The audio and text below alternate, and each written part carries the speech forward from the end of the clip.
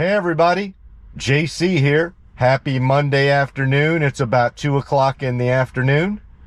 About to go do a little bit of Tesla FSD driving. Let's get going. All right, put on the rear view camera. Continue to back out. My son is back up in Dallas for college, so his car isn't taking up any room at this point. Although that's not a great thing. Love to have my son as long as I can, but also the only benefit to it is I don't have to contend with his vehicle during the day now. All right.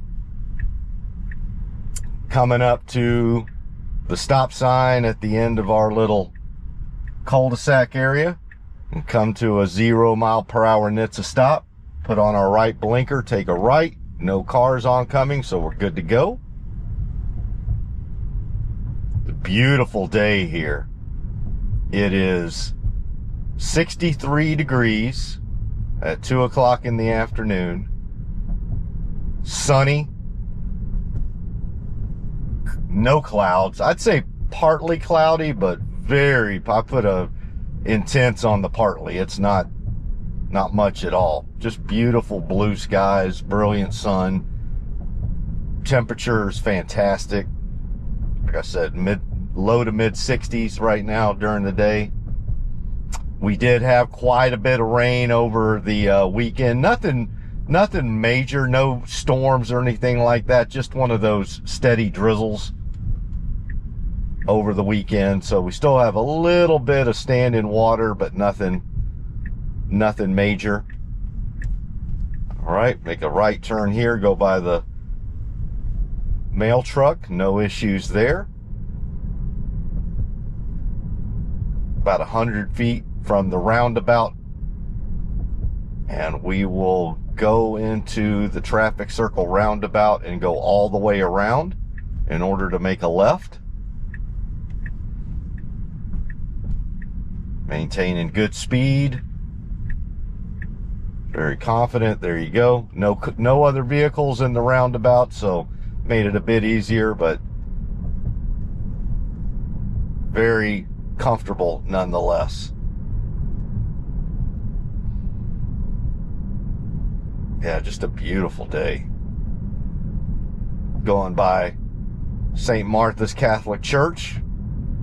Gorgeous church. One of these days, my wife and I are gonna throw on some nicer clothes and just go in there and visit it. Maybe go to one of their masses and just see inside the church. I see it all the time from the outside, and it's just gorgeous. But we ought to just at least go and visit inside, pay respects, make a little donation, or a tithe, I guess, as they say. All right, we have a work truck ahead of us. Their hazards on, but seem to be okay. Now we have taken a right onto Northpark Drive,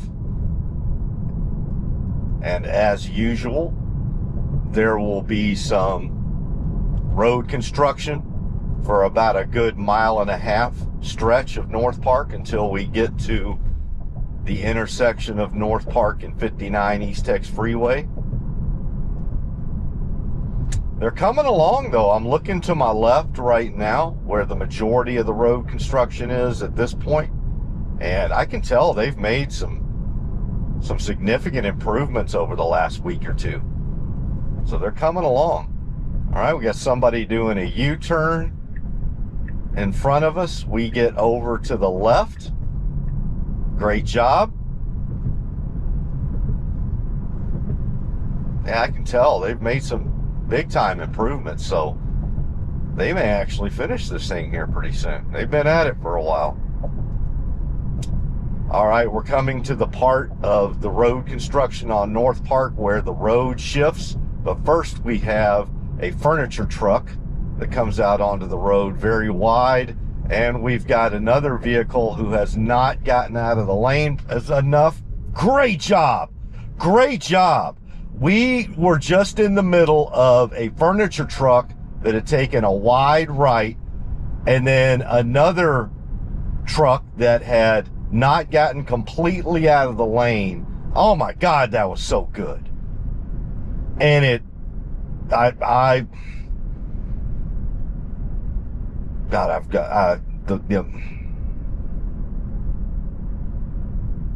just so good. Man, it was just the perfect.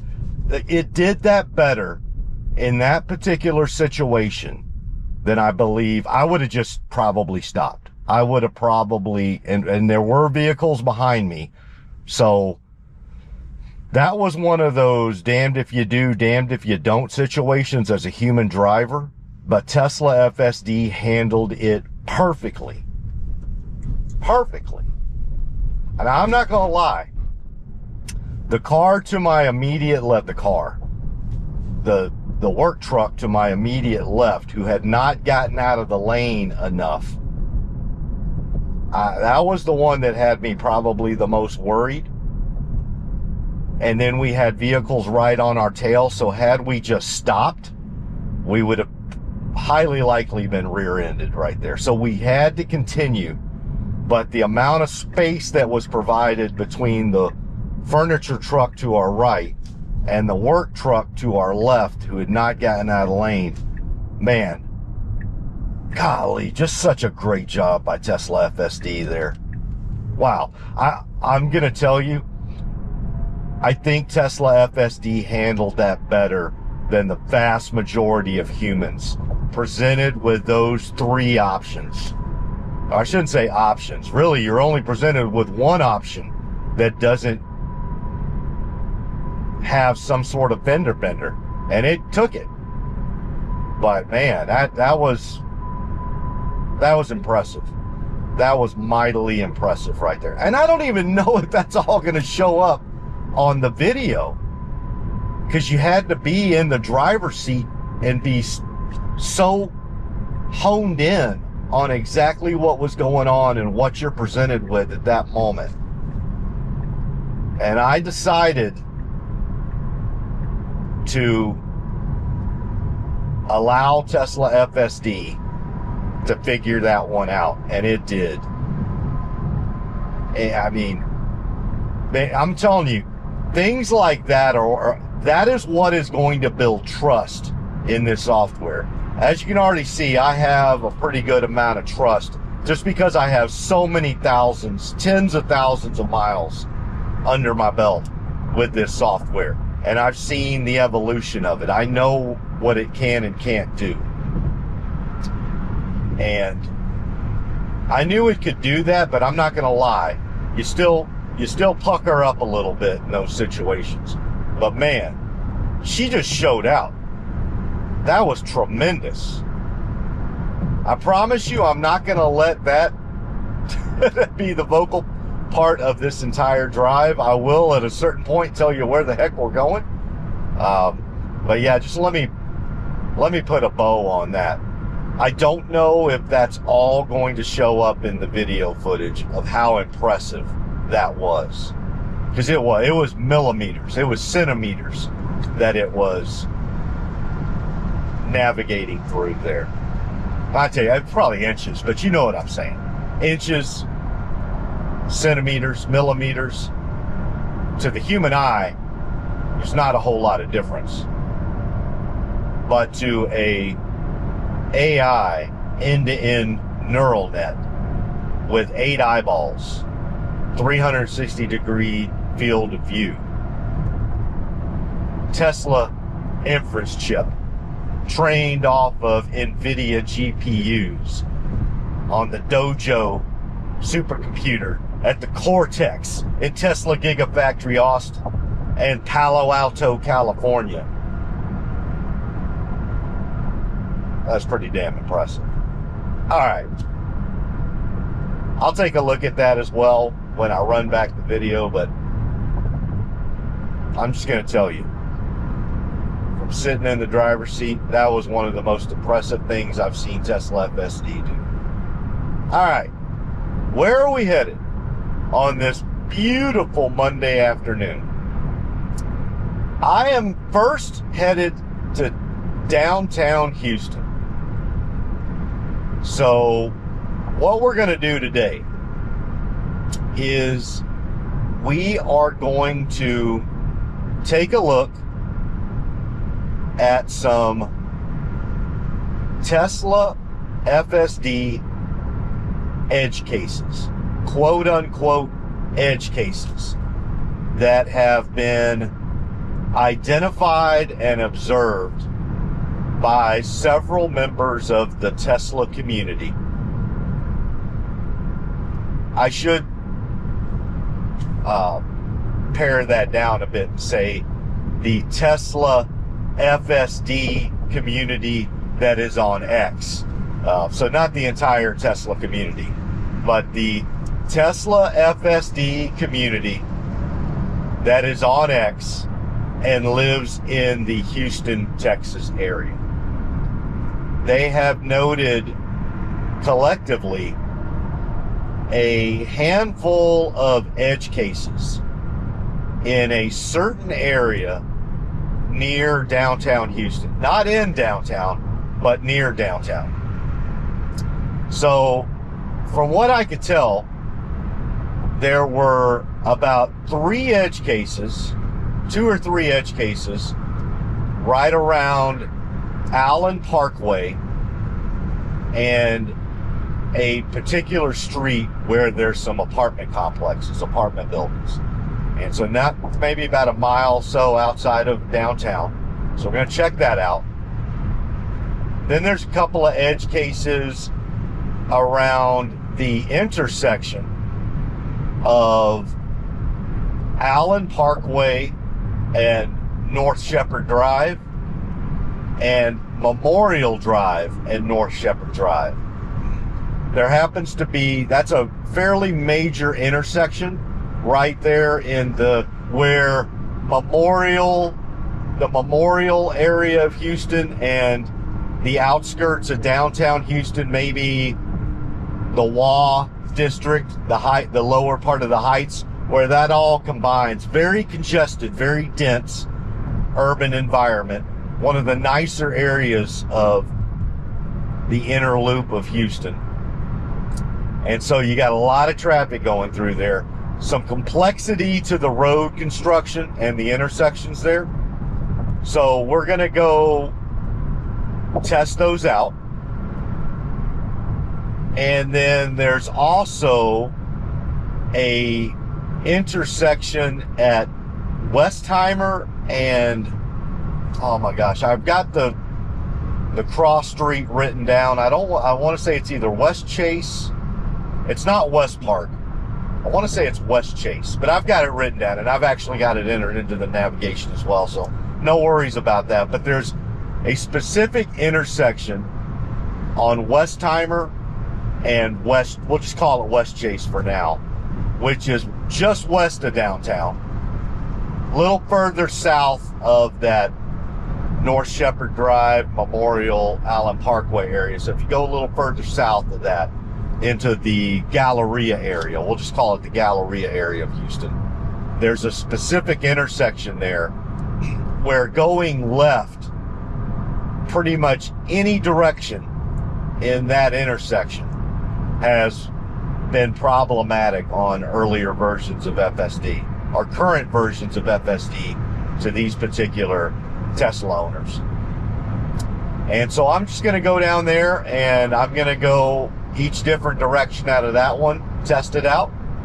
And then finally, there's an edge case noted at San Felipe and the 610 loop. And notably, when you're going westbound on San Felipe through the 610 interchange and just continuing on San Felipe. So not going left, not getting into the left turning lane to get up on 610 west going southbound.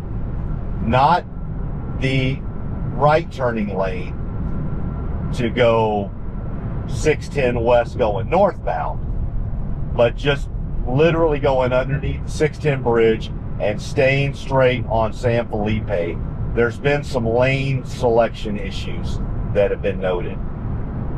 So, yeah, I am gonna go take a look at those. And so these are issues that have been identified and observed by several members in our community that currently, my presumption is that they're in AI3, hardware 3 Teslas that are operating on Tesla FSD version 12.6, 12.61, or maybe even 12.5.6. So either earlier versions of FSD for everyone, or what I'll call a proxy for version 13 on a hardware 3 Teslas or AI 3 Teslas.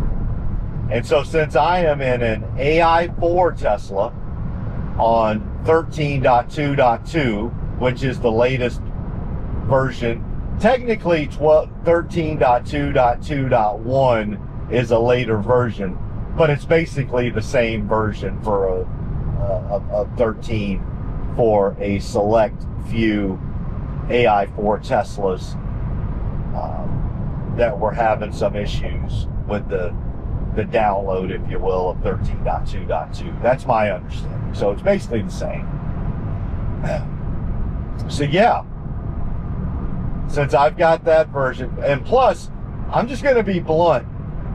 I've noticed that when I've gone and tested edge cases for others that are even on my same version of Tesla FSD, the fact that I am in a refreshed Model 3 in some cases may have made a little bit of a difference as well. I am going to tell you, folks, this refreshed Model 3 is an FSD gorilla.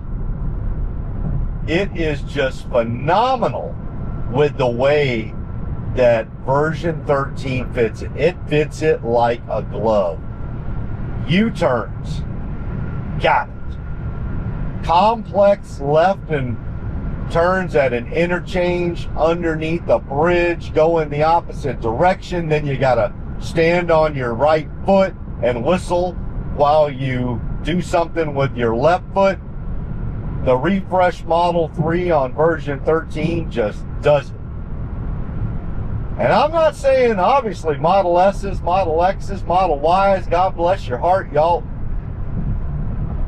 everything, but there's just something about the refreshed Model 3 and its nimbleness that I've anecdotally seen, and I've heard others mention the same, is that all other things being equal, this refreshed Model 3, there are certain minute cases where it just may be able to do things with FSD others can't. And I hate to say that because we want everybody, but when we're trying to look at this thing from a robo-taxi perspective, we do want to make sure, because I mean, let's be blunt, what vehicle probably has the closest design to the Cybercab of the existing fleet? I think a lot of people say that it's like if you took the Model 3 and the Cybertruck had a baby. That's basically kind of close to the Cybercab. I don't know. This is all just conjecture on my part, but I will tell you, the Model 3 has been very, very, very, very good to me with FSD. So that's another reason. You know, not that that I have an AI4 car, AI4 Tesla, that I have the latest version of Tesla FSD for an AI4 Tesla that's not a Cybertruck.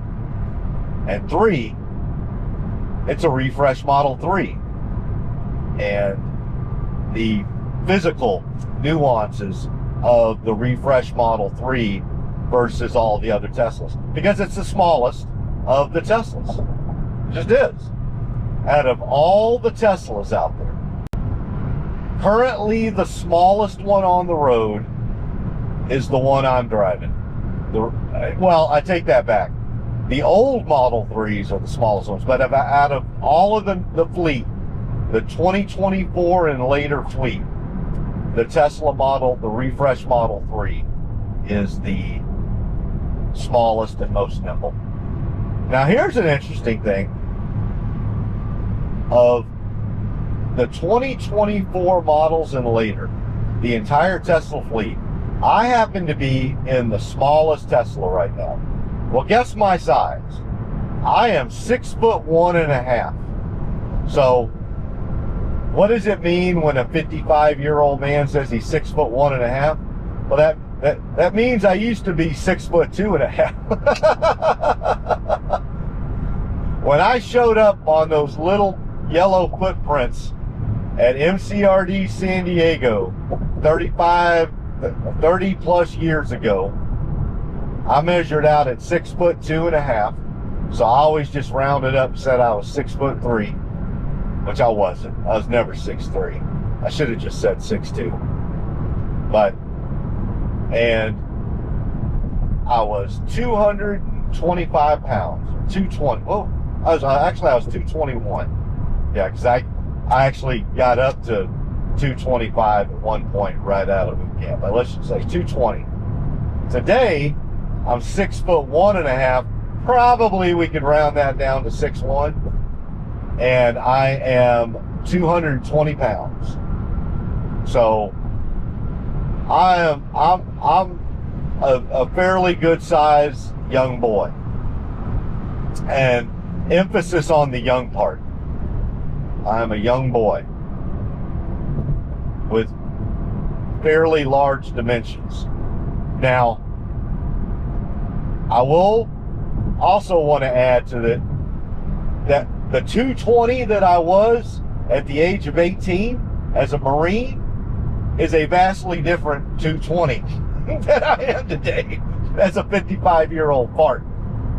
Those two ships are same weight. I look on the scale and it's the exact same number, but an 18-year-old 220-pound Marine is a vastly different thing to look at than a 55-year-old fart with a flabby butt.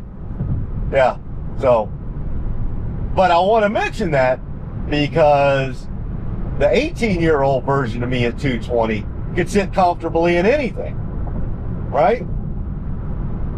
The 55-year-old fart 220-pound version of me, that's a little different story.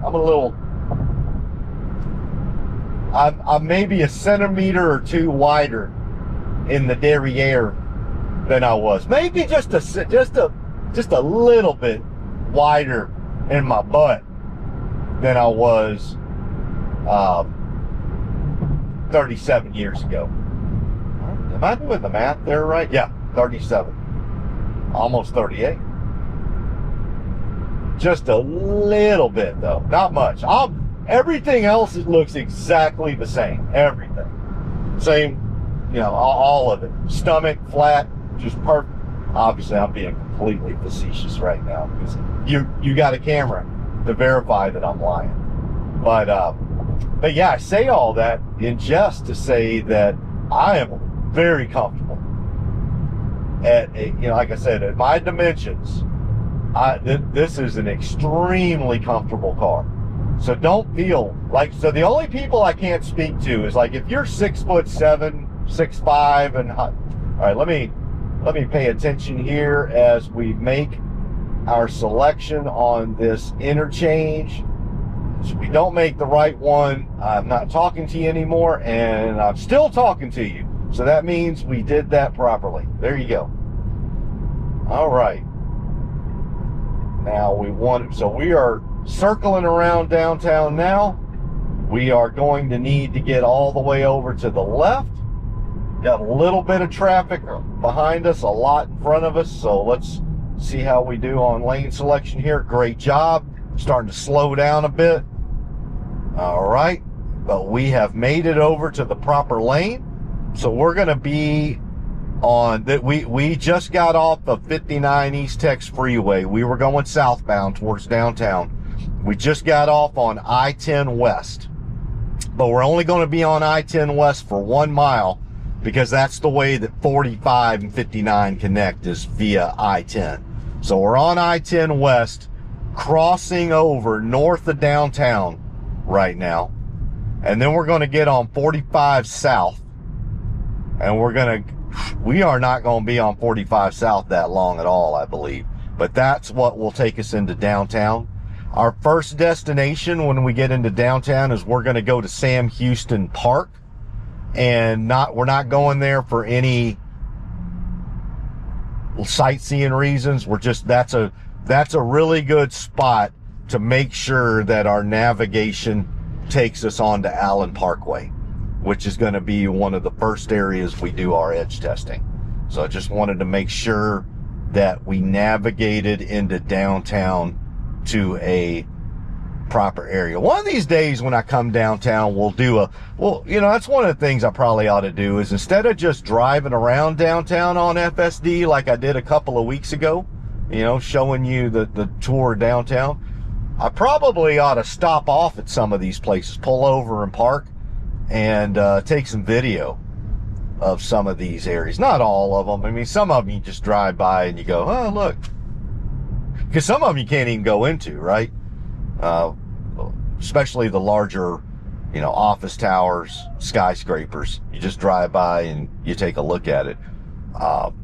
But some of them you can walk around and take a look at. So yeah, Sam Houston Park, obviously Tranquility Park, Minute Maid Park. Although you can't go inside Minute Maid Park, you can definitely walk around the grounds there outside of Minute Maid Park. Toyota Center, can't go inside Toyota Center, but you can walk around it. So a lot of places like that. I ought to probably do that, like a little walking tour. Take Tesla FSD down there, use Tesla FSD to get to each spot, but then actually pull over, park, and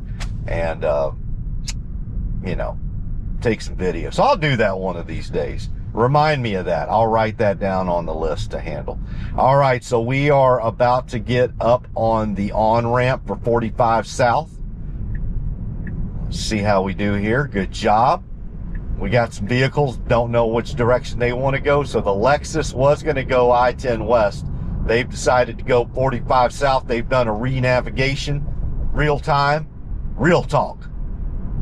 And so now they are firmly on the on-ramp for 45 South. We're coming around. You're going to be able to see the skyline of downtown Houston, Texas here really well here in a second. Beautiful skyline here. There you go. Probably can see a little bit of it now.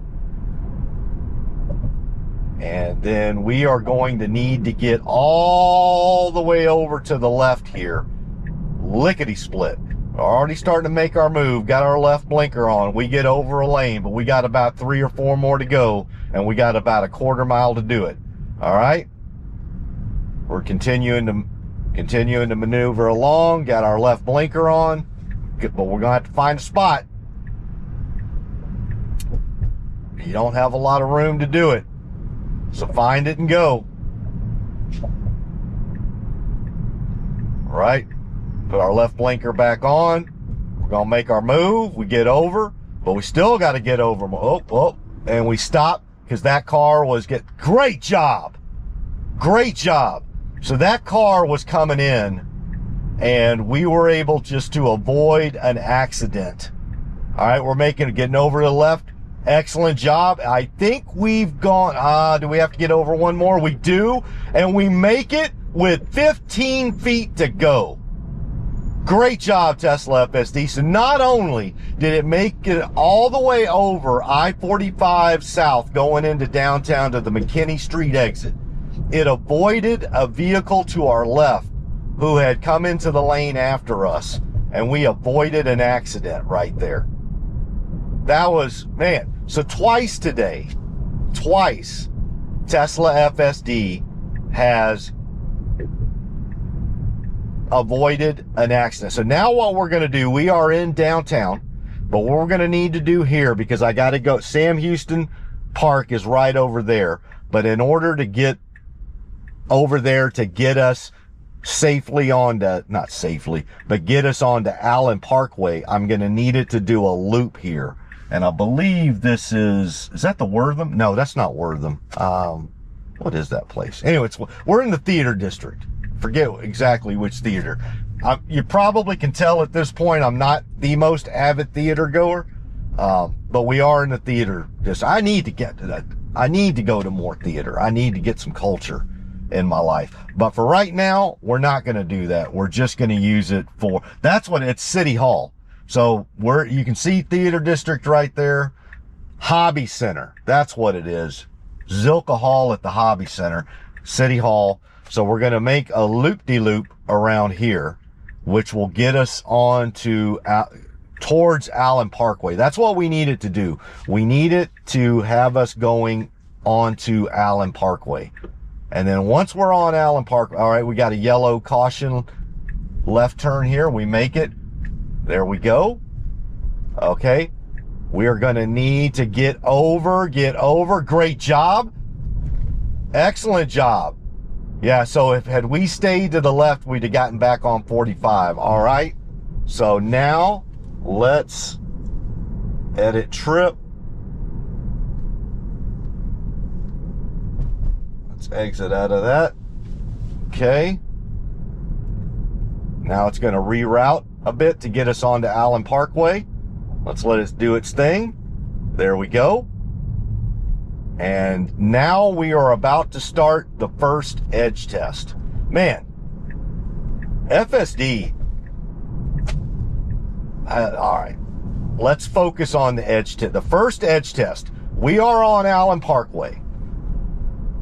Presumably there is an issue turning left on Tirrell Street, which is coming up in about a mile and a half. So we are firmly on Allen Parkway now, just motorboating along. But let's say we live in an apartment complex to the left of us on Tirrell Street. Well, if you're trying to use FSD, supposedly it does not do a great job making that left. So in about 1.3 miles, we're about to find out for ourselves exactly what that issue is, or if that issue has gotten cured with version 13.2.2 on an AI4 Tesla. But we'll just be ready. We are ready. Obviously, you know my senses are honed because you've seen 3 different occasions where 2 avoided wrecks, 1 very quick lane selection, and then getting across 45 south. Wow. At rush, I mean, and that's we're getting into rush hour time. All right. So we've got about another 3/4 of a mile on Allen Parkway till we get to Tirrell Street. And that's where I'll be able to get a better sense of exactly what the historical issue has been. And this has been a historical issue. This is one that has been an issue, they've said, since version 10. So let's just see if 13.2.2 is able to turn left onto Tirrell Street from Allen Parkway properly.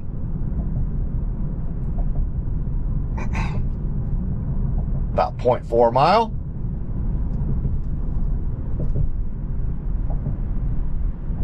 And I've got it navigating to one of the apartments there on Tirrell Street just to make sure that it makes this left that it needs to. We'll just see how it does. There's not a lot on Tirrell Street. It's not a long street. So there wasn't much to have it navigate us towards. All right. We're going through Dunleavy, so we should be coming up on it here pretty soon. All right, we got our left blinker on, so we're about to see what this is all about. All right, we're turning into the left turning lane. All right. And we make a perfect left turn. And then we're likely going to stop right here. There we go. All right. Well, cross that one off the list. That one worked well. Let's get back over here and restage very quickly. All right. Let's do this. Let's edit trip. Let's look at the next one. I can actually add, so bear with me 1 second. So I needed to add a few more things. So what was the last one? Stewart Weddings. So let's go to Giacomo's. There we go. And can I add Roots Systems yet? Yes, I can. Roots Systems. There we go. Westgate. It wasn't West Chase. It was Westgate. Now, I don't know if it's going to allow me to, bear with me 1 second here, because I can only get 8 destinations in at once. So, all right. Yep. So, that's where we're at for now. Okay. Put that back on. So, first edge test. It worked perfectly. It worked great. So we took a left turn.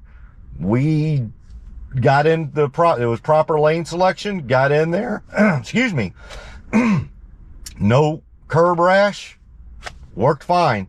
So I've got it on video now. They can take a look and see if there's anything differently that their car's doing that mine. I'm just going to be honest with you guys. I've done left turns like that in other places with the exact same curb infrastructure. I get it. I see what you're saying, that they have the curbs actually almost like speed bumps coming out. But I've had those elsewhere. I would have not, had you not mentioned it, I would have never thought that was, I'm not trying to, it's sometimes these software versions just get better and better and better. But had I gone through that and you not told me, I would not have said, wow, 13.2.2 did a fantastic job with that, versus the 3 other things that I just saw over the last, 40 minutes.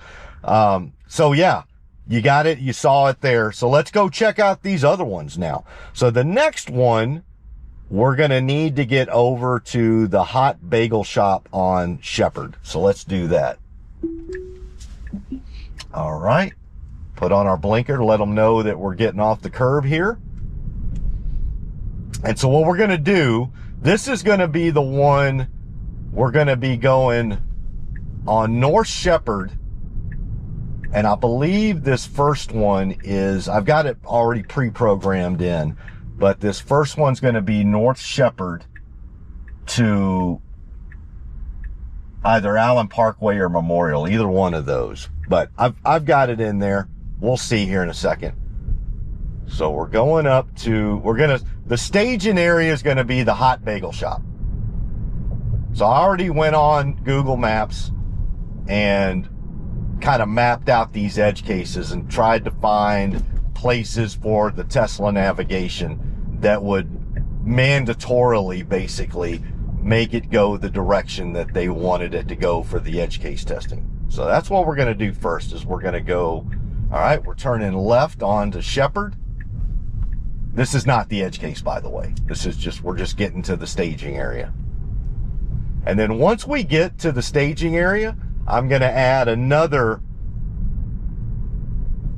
destination point in there. Like I said, I don't know about y'all, but I can only have 8 points of interest in my Tesla navigation at any one point in time. And doing this edge case testing, it has more than 8 points of interest. So once I can take something off, I'm adding something in. So bear with me on that. I mean, I guess I could just shut down the video for a second or edit it out, but y'all probably like to see how I put stuff in there. So we're about a half a mile away from our area. We are in the River Oaks area, I believe, right now. Very beautiful. But yeah, what we'll do first is once we get to the Hot Bagel Shop, which is going to be my staging area for the next edge test, I want to add in another destination while I'm there into my Tesla navigation, just to get them all in there. I've got about 4 more I think I need to get in there. But again, like I said, Tesla navigation for a multi point of interest trip, I can only get 8 points of interest in at one time.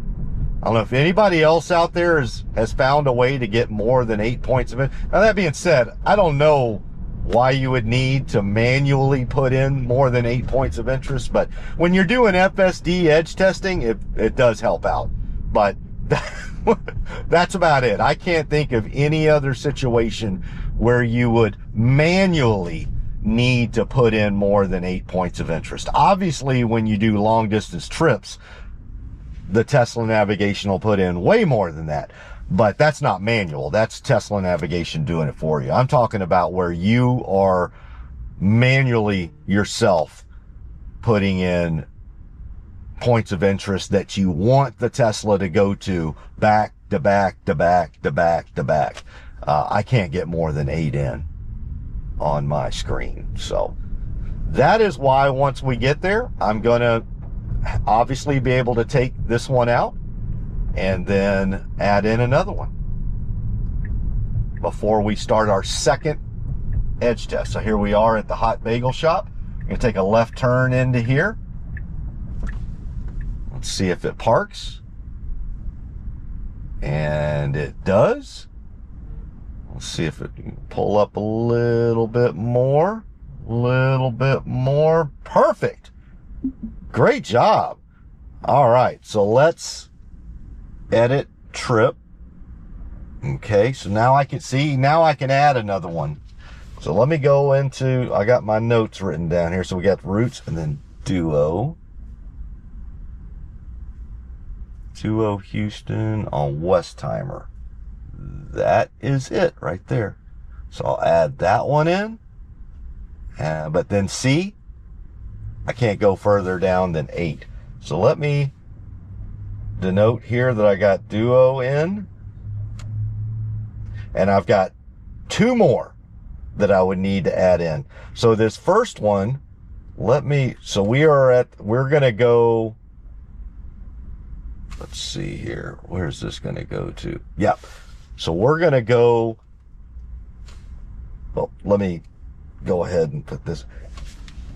All right. Let us go ahead and start the second one. We're going to go north on Shepherd and then go right on, I believe we're going to go right on Allen Parkway. But again, I've got it all set up in here the way that they asked to do. So let's just, in fact, let me see if I can, yeah, so that's, yep. That's what it is, because you kind of got to go left to go right. I get it. Okay. All right. So that's the first one we're going to do. All right. So let's go ahead, or the second one. This is our second edge case. Push the button. Let it back out.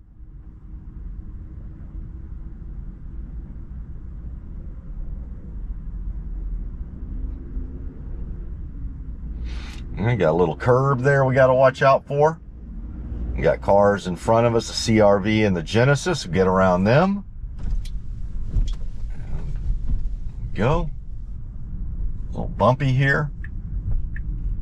Gonna come out of the driveway and we got to turn right onto Shepherd. And then we'll take this up about 3/4 of a mile till we get back up to Allen Parkway. And we will see how the right turn from Shepherd, going north on Shepherd to Allen Parkway does. Got a lot of traffic here right now, so we're gonna have to wait a bit.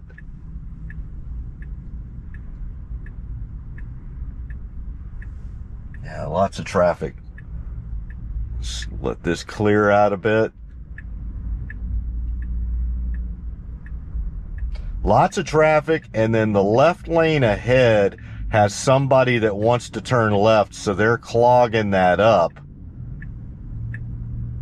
Yeah, this is a tough parking lot to get out of. We'll get there. All right, we're pulling up. We're gonna poke our nose in there a bit to try to get in here. There we go. Let's see if we can get in here. There we go. Poke our nose.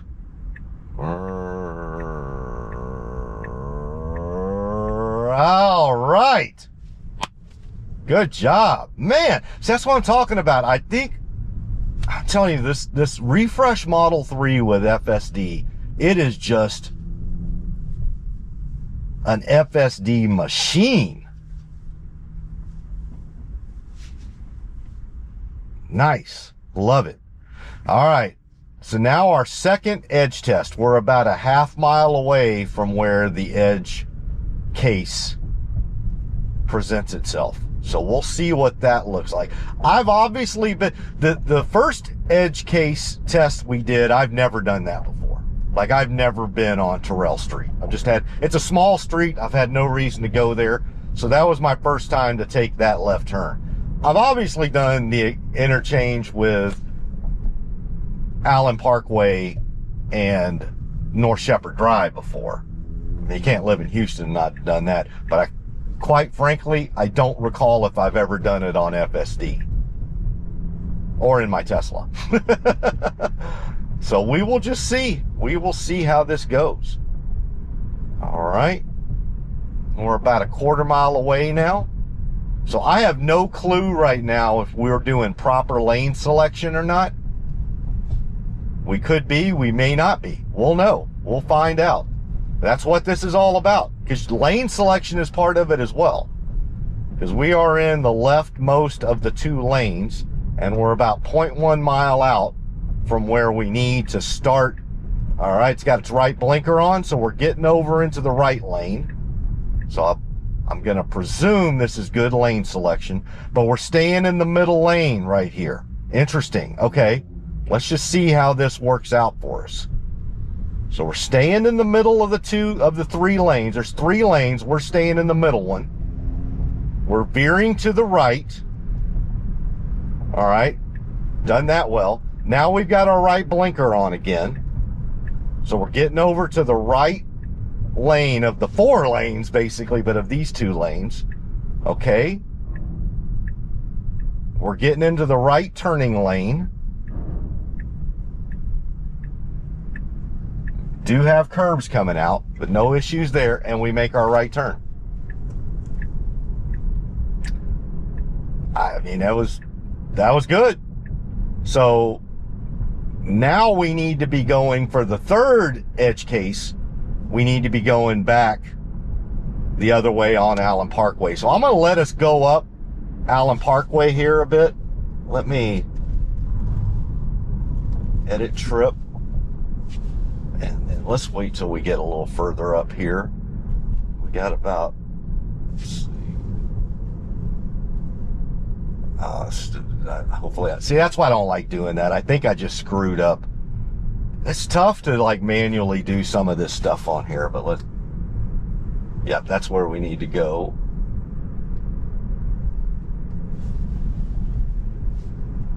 So now our next one's going to take us back to the Hot Bagel Shop, because that way we're going to have to turn left from, well, let's see what we're going to do here. All right. But it's got to be going, oh wait, or is this going to get us, but it's going to take us off of, oh, you know what? No, I need it to let me, I need to be okay, good. It's going to keep us on Allen Parkway, because we need to be on Allen Parkway for this third edge case. So we've done two, we're 2 for 2, but we need to be going back the other direction on Allen Parkway, and so far that's what the navigation has us doing.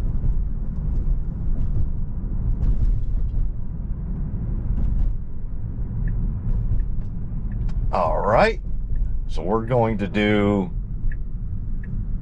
it says no U-turn for all trucks. So we can do a U-turn.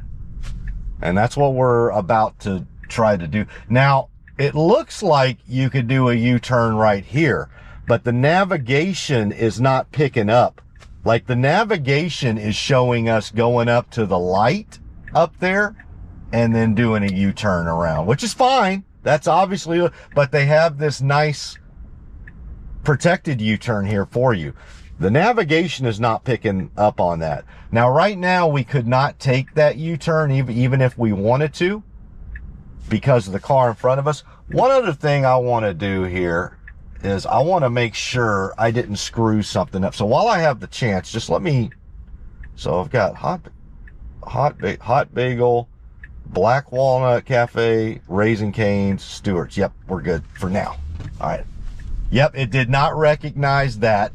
We could have taken that protected U-turn right there, but instead what we're going to do is get in here, which is perfectly fine, but just not as, and take the, we got the protected left. Actually, you know what? That was about the same amount of time. But you do have a protected U-turn that was not showing up on the navigation there.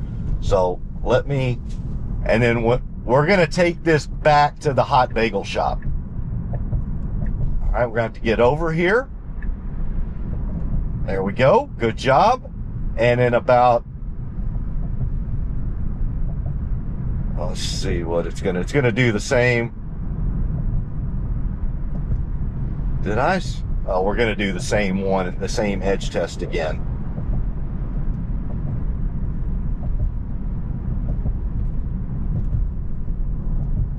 I wonder.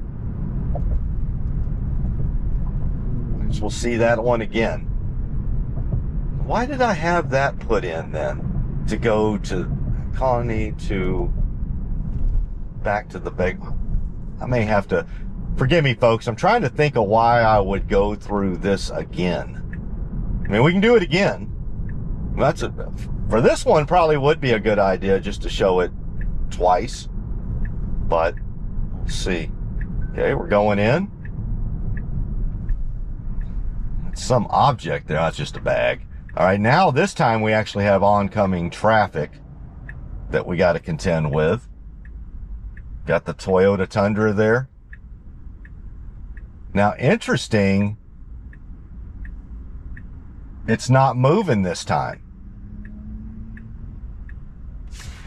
I'm gonna have to intervene there. That was interesting. On that one, I had to do an intervention there. Interesting. So maybe it's a good thing we went back there. So on the first time through, with no traffic going through, it just zipped right on through. Second time, with traffic coming through where it had to stop for traffic, it did not, it stopped properly, but then it needed an intervention to keep going. All right, we got some oncoming vehicles here. Yeah, let's go ahead and stop for them. So that's a good thing we actually got to see that. Maybe that's why I had that programmed in there. I don't know. But it's good that we got to see that twice. So I did have to intervene there when I was stopped at it. It was not moving. So that's one right there. Now, granted, all I had to do was press the accelerator real quickly, but that was pretty clearly that I had to do an intervention right there. All right, we're going back to the bagel shop, and then we're going to do our next one. I'll be able to add some more points of interest in there. So we got to test that one twice. That's good. I'm glad we got to test that twice then. Maybe that was God's way of taking us back there to show it to me under two different scenarios.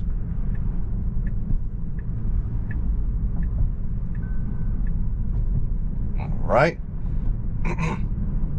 Once we get back to the Hot Bagel, that area, I am going to enter some more destination. I think I had 3 more. Oh, nice move. Nice move. Great move, Tesla FSD. Man. So I'm going to enter some more I may just do some at the, let's see, the traffic stop here. Problem is, I don't know how long. Let's just wait. Let's just wait till we get into the parking lot.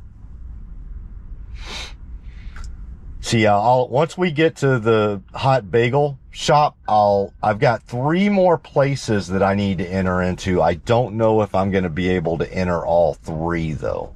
So we'll just see. We will just see. And I probably put in the Hot Bagel Shop because maybe I needed to be on that side of Shepherd in order for the edge case to work. But yeah, we ran that one. We ran one of them twice.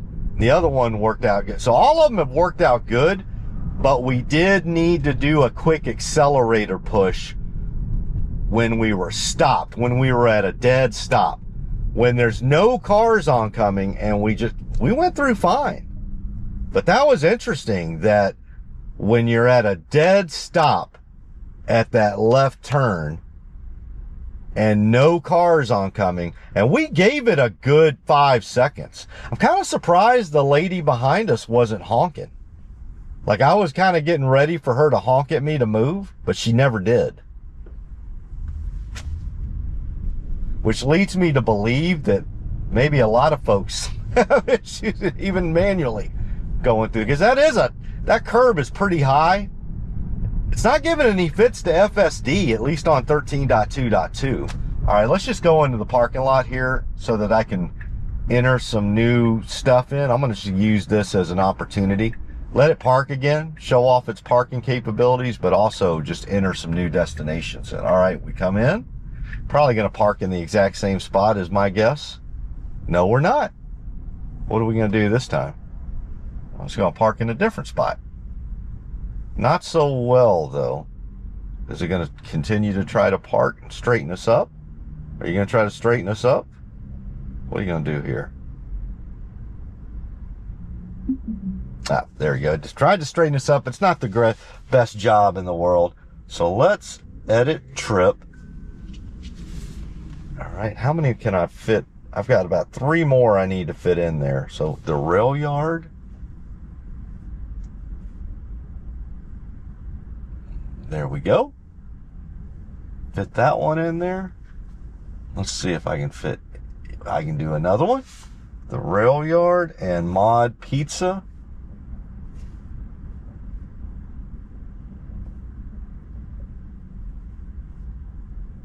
Mod Pizza. Make sure, there it is. That's the one on San Felipe.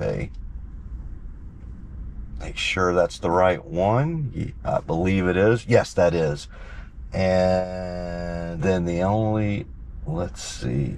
Well, actually, I think I've got everything, because once we get the mod, then it's just go home from there. So we're actually pretty good now. Let me do one more thing. I just want to make sure I've got the ordering of it. So forgive me again. Let me do edit trip. So let's go to the top. Yep, we did that.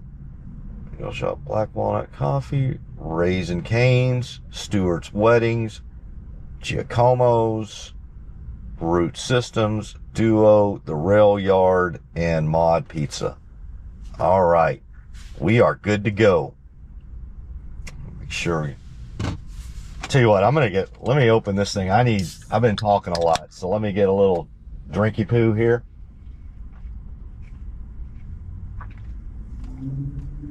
All right.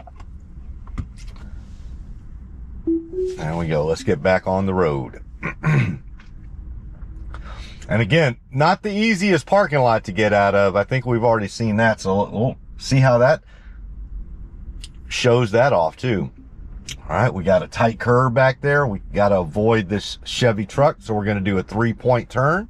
Excellent job. Excellent 3-point turn. Great job. All right, and we're going to make a tight turn right here to get a little further back. Excellent choice, because this is going to give us more room to maneuver on a busy North Shepherd Drive, because we're further back from the light. And that being said, still congested. So it may still not get, but we'll at least have about 100 more feet to work with. Now we could go right after this Mercedes. There you go. We go right after the Mercedes. There we go. And so our next edge case test, we are currently on South Shepherd Drive, which is going to turn into North Shepherd. And we are going to take this to the Black Walnut Cafe. And what this is going to be part of is testing how we go from Shepherd Drive to, I believe it's either Allen Parkway or Memorial. Okay, we got a vehicle that was not. Did you see that? So we had the right of way. That was a green light. We could have just darted out there. That guy took an unprotected left and should not have done that. But Tesla FSD didn't slam on the brakes and throw me back into the rear windshield. It tapped the brakes, slowed down, saw that that vehicle was doing an ill-advised unprotected left in front of us and let him go. Fantastic. I mean, what are we? We're an hour into this trip, and how many potential wrecks has Tesla FSD saved us from? Now, I'm not saying that had it been me driving manually, we would have been in a wreck. I'm a fairly good driver. I'm 55. I've been doing this a while. Been driving since I was 15. So I got 40 years of experience behind the wheel. But I'm going to tell you what I don't have. I don't have 8 eyeballs. I don't have 360-degree field of view. I'm not running on an inference chip of Tesla's that has the amazing power it does. My brain wasn't trained on H200 NVIDIA chips with billions and billions of video clips of all the best drivers in the world on a Super Dojo computer. My chip was built on the Beaumont Independent School District in Beaumont, Texas, and part of the time in Austin, Texas. Those two school districts. Great school districts, both of them. But they're not the Super Dojo. They're not like these guys and gals in Palo Alto and Austin, Texas, who are doing their thing on these NVIDIA chips, these training clusters at Cortex and in Austin, and then the stuff in Palo Alto. No, mine was trained on Ollie Mabel Reeves, Bud Reeves, Susie Q, Susan Ann Reeves, my mama, and then the Beaumont Independent School District. I love all of them to death, but they're not Super Dojo. So that's the difference. That's the difference. And it can do that nearly all the time, under all circumstances. That's the beauty of it. Man, that was just... And anybody out there who's an educator in the Beaumont Independent School District, you know I love you. I'm born and bred Beaumont, Texas. I am not... Y'all do a fantastic job. I'm literally just joking around here. Trying to make the point that, you know, we're talking about some of the most sophisticated computer systems doing this training, and that's what we get. All right, so what we're going to do now, we are on Shepherd Drive. We're going towards Memorial. All right, let's see what the lane selection, how we're doing here. I'm not sure it made the proper lane selection there. So I think we should have been over and taken the right. I'm pretty sure. Well, wait a second. But it's going to get us to the... Yeah. You know what it did? Is it rerouted us to Black Walnut Cafe. It did. So on that one right there, it did not do the correct lane selection. It's going to get us to Black Walnut Cafe in the most efficient manner, but it should have gotten over to the right. So that one there, I think, was their their pet peeve, was that it wasn't doing a proper lane selection. So technically, we should have been over to the right, and it did not do that. It had us continue going straight over the bridge. So that one, yeah. Now, here's the thing, though. The only way I could get it, I was saying I've got to force this thing to do it, is by going to the Black Walnut Cafe.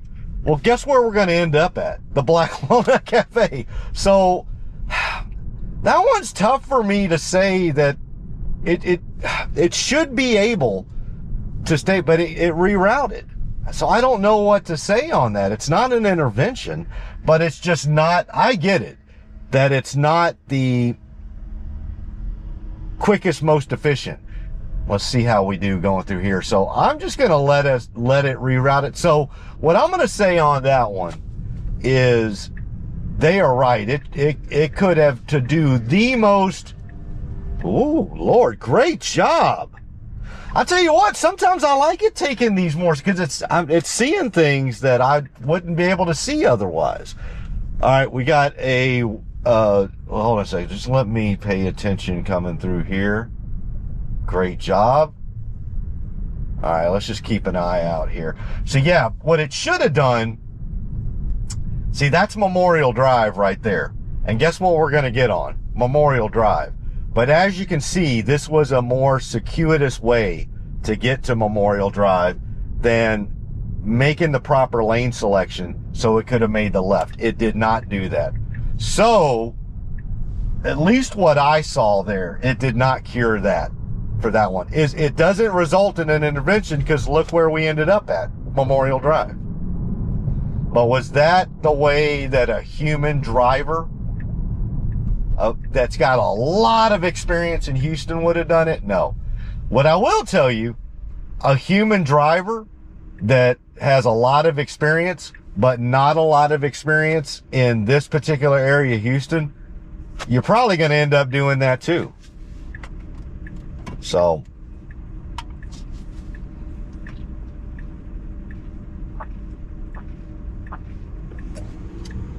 all right. Let's let it get us over to the Black Walnut Cafe, and then we'll restage. Because I like to see it park every once in a while too. All right, it's getting over. So that one, I believe that was the issue they were talking about, is that it wasn't doing good, proper lane selection. And so I'll have to concur on that one. But guess what? It went down Memorial and took us to Black Walnut Cafe. Let's see if it'll park us.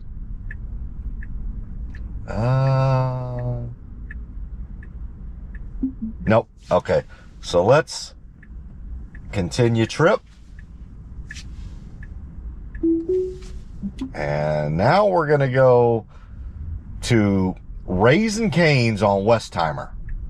All right, we're going to have to turn left here, but as you can see, we've got a pretty good buildup of traffic, so we may have to wait a little bit here. I love doing this edge case test because I'm getting to see really a lot more congestion in dense urban areas than I typically get to see in Porter or Kingwood or Humble. All right, we're going to put our nose out there, get on out here. We're on Asbury, and we're at the corner of Asbury and Memorial. We're going to probably need to nose up a little bit more. Yeah, we are. There we go. We got traffic coming down Memorial. Got a Model Y there. Beautiful Model Y. Beautiful color, too. You know why it's a beautiful color? Because it's the same color as mine. All right. Are we going to get out there? No, we still got some oncoming vehicles, so we edge it. But now we've got a much better field of view. I will give it that. But we've just got... It's congested here. This is a dense urban environment just outside of downtown Houston. All right, there we go. Oh, gosh, what do we do? I didn't even... my bad, guys. I didn't even know. That's why we were waiting, because we needed to get across. Okay, my bad. That was even more impressive. All right, so now we're in a turning median. Maybe I ought to look at my navigation every once in a while. I trust Tesla navigation so much I barely look at it. All right, we still have oncoming traffic. We're going to take a left here on Memorial, once we do have one more large vehicle, but we're gonna make our move while they're coming down, and there we go.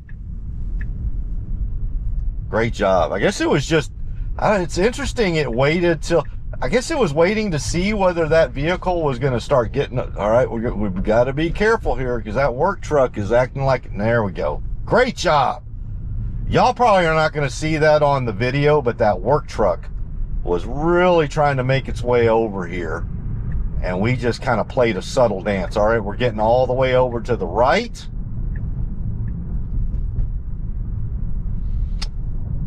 Let's see how we do here. Going this direction around Memorial and Shepherd.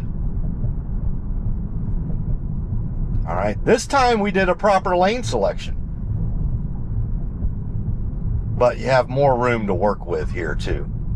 All right, slowing down a bit for the traffic in front of us. All right, we get off properly here. So that bridge right there, I'm assuming that bridge has been giving people fits on FSD, the way this bridge at the intersection of Memorial and Shepherd is. And I get it, because it did it to me, right? Coming northbound. It did not do it going eastbound. It did it properly. And we're making our right turn. Great job. Great job. But it did do it going northbound. And we had to go the circuitous route. That being said, I'm going to say this. That is only an issue in the supervised world where you're sitting there literally honed in on everything it's doing. It just took me to the Black Walnut Cafe on Memorial. And did it take probably another minute to do it? Yeah, but in a robo-taxi world, if you don't know this area, I'm going to have a tough time, like, telling the Tesla AI team you need to get working on that. I mean, I want to do all this edge case testing, but to Court and the others, I'm going to tell you what, I'm not so sure that I would report that one to go ahead and report it. I don't want to put that one on the top of Tesla AI's list, because you saw, well, what did I just say? I wanted to get to the Black Walnut Cafe, and what did Tesla FSD do with zero interventions? It got me to the Black Walnut Cafe on Memorial. So now, that one where we were stopped and needed to make a left on Tirrell Street, if I had not intervened there, I felt like it was just going to stay put. The first time through, it didn't. The second time through, it stayed put a little bit. So we saw that but those were both totally different type of situations as well. One is where there was no oncoming traffic and we didn't have to stop, so it just went on through. The second one was where there was oncoming traffic. We had to stop, come to a complete and total stop, and once the traffic came through, then it would start back up. And I gave it 5-6 seconds, so. Right? But no critical interventions. Just a quick accelerator push. And then once I took my foot off the accelerator, it wasn't even a second, it was about a half a second, and it was off to the races. All right, we are headed towards Westheimer right now. Be there in about 3/4 of a mile. Right, we're getting over into a faster moving lane. Great job, because that vehicle wants to turn left. And then we get around it. Look at that. Fantastic job. Fantastic. All right, we're going to be the ones holding up traffic as we try to turn left on Welch. We shouldn't hold it up to beautiful Model 3 there. Great job. Go after this Model 3. Perfect job. And we don't hold up traffic at all. We get going. All right. We are on Welch Street right now. And we're going to motor on down Welch Street. We're going to have to get over to the right a little bit to let the GMC through. We're going to get through this Lexus and Volvo. There we go. And then right after we pass over McDuffie, we're going to take a right on Hazard Street. right, put on our blinker. We have the right of way. Nice, nice. A little maneuver to get around that little curb that was jutting out there. Man, these just doing the Trump dance. Sorry, that's my nuance dance, like but that's kind of like a little bit. Anyway, you know what I'm talking about. All right, nice neighborhood here. A lot of this is brand new. That's not new. I remember those, but everything else around here looks, man, holy moly! I haven't been through here in a while. Nice. This is beautiful. This is absolutely gorgeous. I'm gonna tell you what, folks. So my mom lived in this same. All right, hold on a second. We're at we make our way through four-way stop. Sorry about that. Get to going. I get to jaw jacking and I forget. Most of y'all don't care about that. Y'all want to hear me talk about the FSD trip. So I apologies about that. Yeah, we handled that four-way stop very, very well. We're about to take a right turn up here. We're in Raising Cane's now. Okay. So let's just get ourselves settled at Raising Cane's, and then we'll start the next edge test. Yep, we're at Raising Cane's on Westheimer. Let's see how we do here. We're gonna park. All right. Is it gonna do a 3-point turn again? Yes, it is. Another 3-point turn to park better. Actually, no, it's gonna bow out of that one. Now what are you gonna do? You know what? Let's edit the trip and just get on our way. All right. So now that we're going to be on our way to where we need to go, let's make sure we're on Westheimer, because we want to be on Westheimer. I just need to make sure that it stays on Westheimer. That's the other thing that can be difficult about the edge testing. All right, we need to be going on. Okay, it is. It's just going to do a loop around here. Interesting. So instead of going up to Westheimer to just turn left from there, I don't even know if you can do it. It's actually, it's going to go down to Fairview, take a left on Fairview, then a left on Broome Street. I think that's how you pronounce it. Some of these streets around here, I don't even know how to pronounce because I just don't come to this area enough. All right, we turn left at this four-way stop. I just want to make sure that we're on Westheimer long enough to, let's see what, because that's the thing about navigation, you know, because you got to use the navigation to get FSD to do what you want to do. But I want to make sure that it's, okay, I think we're good. So now we're coming up to Westheimer. We're going to take a right turn on Westheimer. I don't know why it didn't want to take a right turn just up there. That was interesting. Interesting. It did a box around here instead of taking a right, because I'm not really sure why. I'm going to tell you, probably because I did a real-time navigation change. I just punched out of it. So it was probably still calibrating. So some of that's probably my fault, because there's nothing more complex about that one than this one. So we're going the same direction. All right, we are on Westheimer, and we are going to take Westheimer up about another quarter mile, and we are going to be turning left onto Westgate Street. So let's just see. Oh, we got a school zone to go through. This will be interesting. So we're coming through at 3:09 p.m. through a school zone. We got a flashing light for 20 miles an hour. So we're going to see whether we need to intervene or not.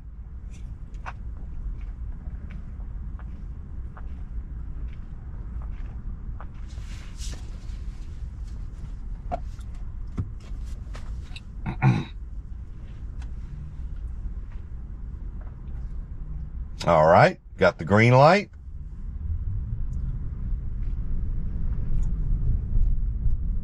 All right, we're in the school zone.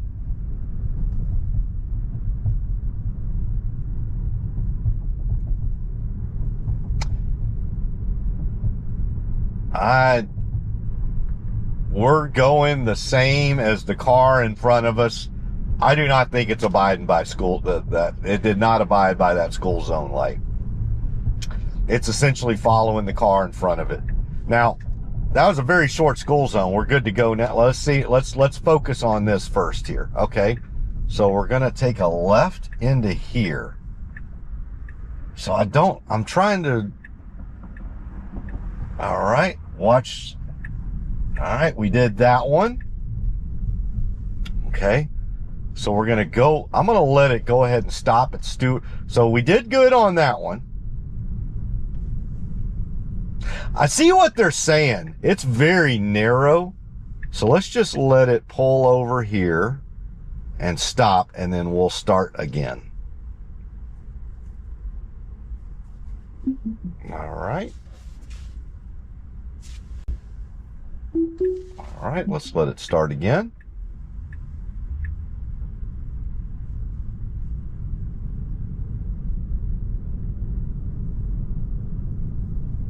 Oh, but you know what? I need to have it going from here up to there. I don't know if I can get turned. I may need to. Okay. Yeah. So it's good. I've got it going to, but that was to take a left out of that one. So I may need to, let me see if I can, oh, this one's going to be pretty narrow too. I see what they were talking about though, making a left into there, because it's very narrow. I'm going to tell you what though, it's handling anything that, like the narrowness, it's handling that well, really well. All right, let me see what it's doing here.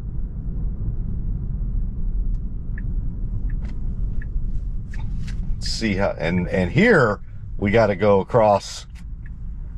This actually may be more difficult because before I was just trying to, God, this is taking a left out of here onto Westheimer, and our field of view is actually worse. I'll tell you what, Court, add this one to your list, because the field of view is almost non-existent here, whereas it's better over there.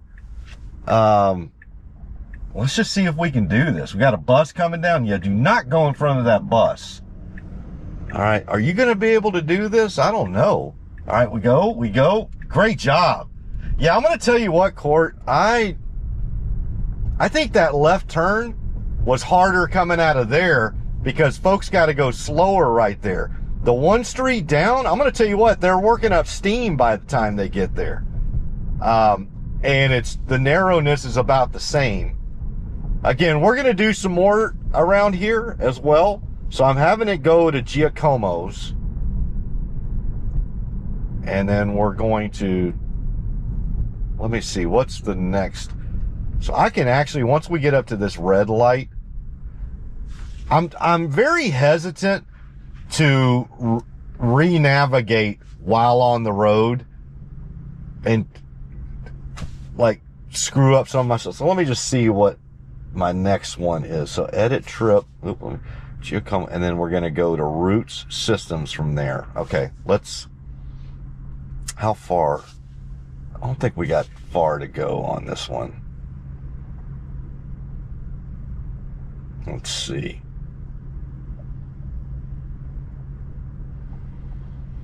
Yeah. Let's just... Yeah, and that actually will give us the opportunity to go against traffic twice. So let's do that. I'm going to stay with it going to Giacomo's, even though we don't need it for this particular edge case the court had. But it's going to have us have to go across traffic on Westheimer in order to get in there and come back out of it to come out. So let's just do that while we're finding, that's the thing. Let's just do the complexities. But I definitely get what Court's talking about there. What's going on is it's very narrow. It's not just narrow, but you've got these curbs, if you will, coming out. Basically like speed bumps on steroids.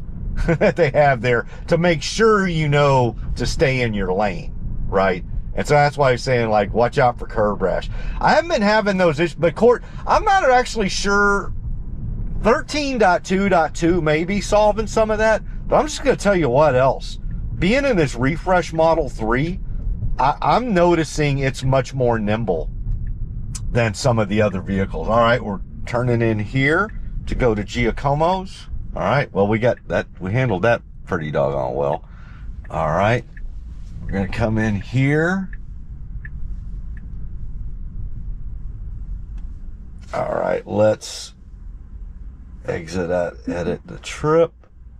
Let's, all right, let's go. But it's going to need to do some backing up here in order to get out of here. All right, this one's going to be a good one. Can we do that? So we've done 1 point.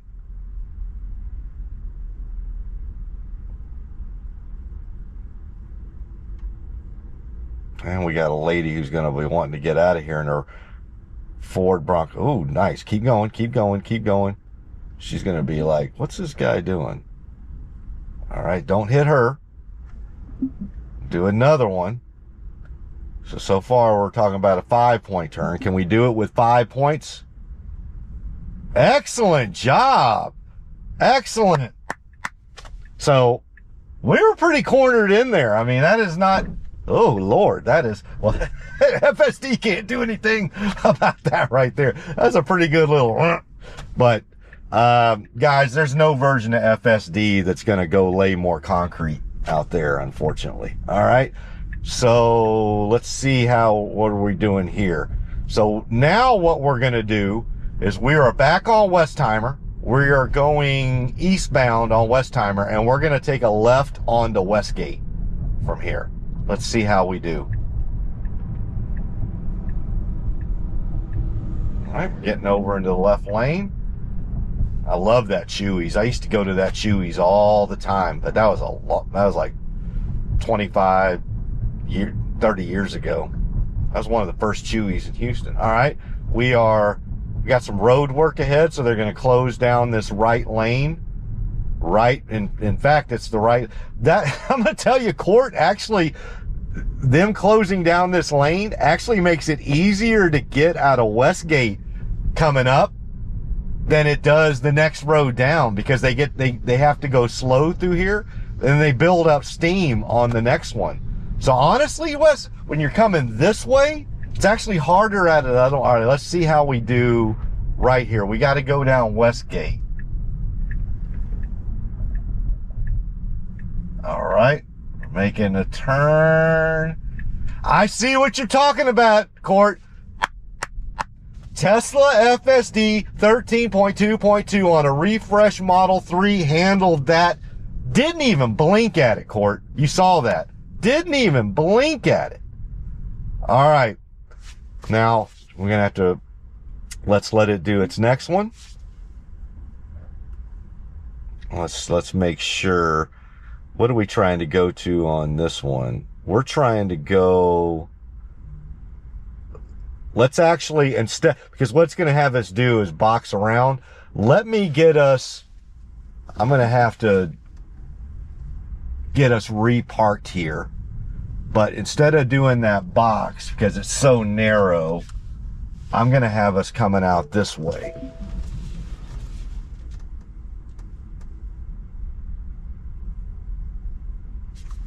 I think y'all know what I'm talking about here, is that we want to test it coming out of Westgate. All right. Now let's see. Yep, that's how we're going to do it. All right. So let's do that and make sure I want it going in our direction, if you don't mind. Yeah, that's the way I like to look at it. All right, let's see how it does turning left out of here.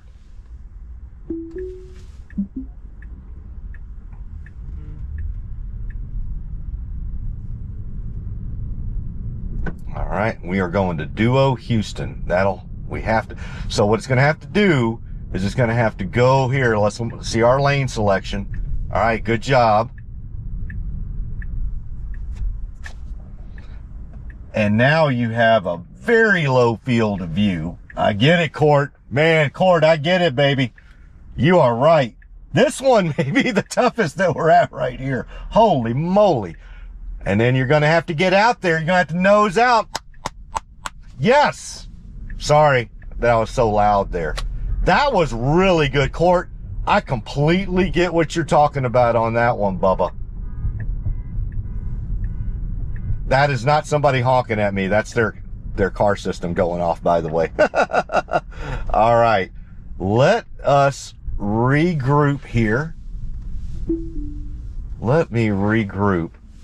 All right. So we're done at Duo. Let's edit trip.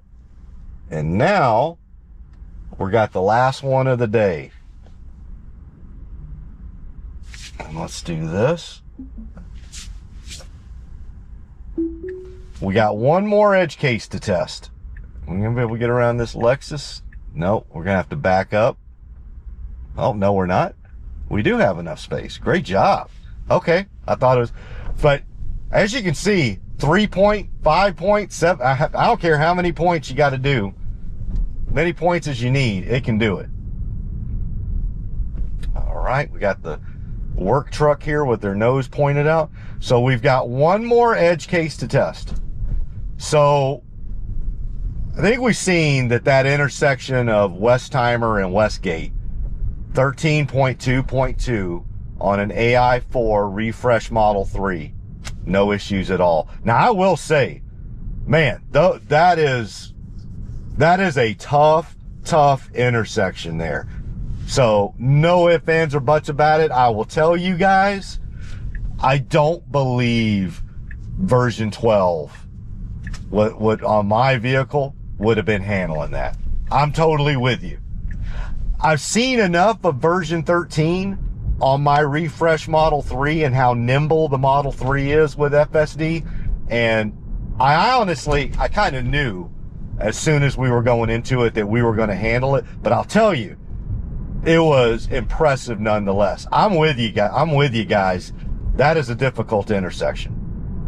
And Westheimer is a major thoroughfare around here. All right. So our last edge case of the day is going to be San Felipe and 610. But first, we're going to get staged. I want to get us on to San Felipe. So we got to do that first. And I want to get us going westbound on San Felipe. So we're going to need to do that first. And then after this edge case, we're going to go home.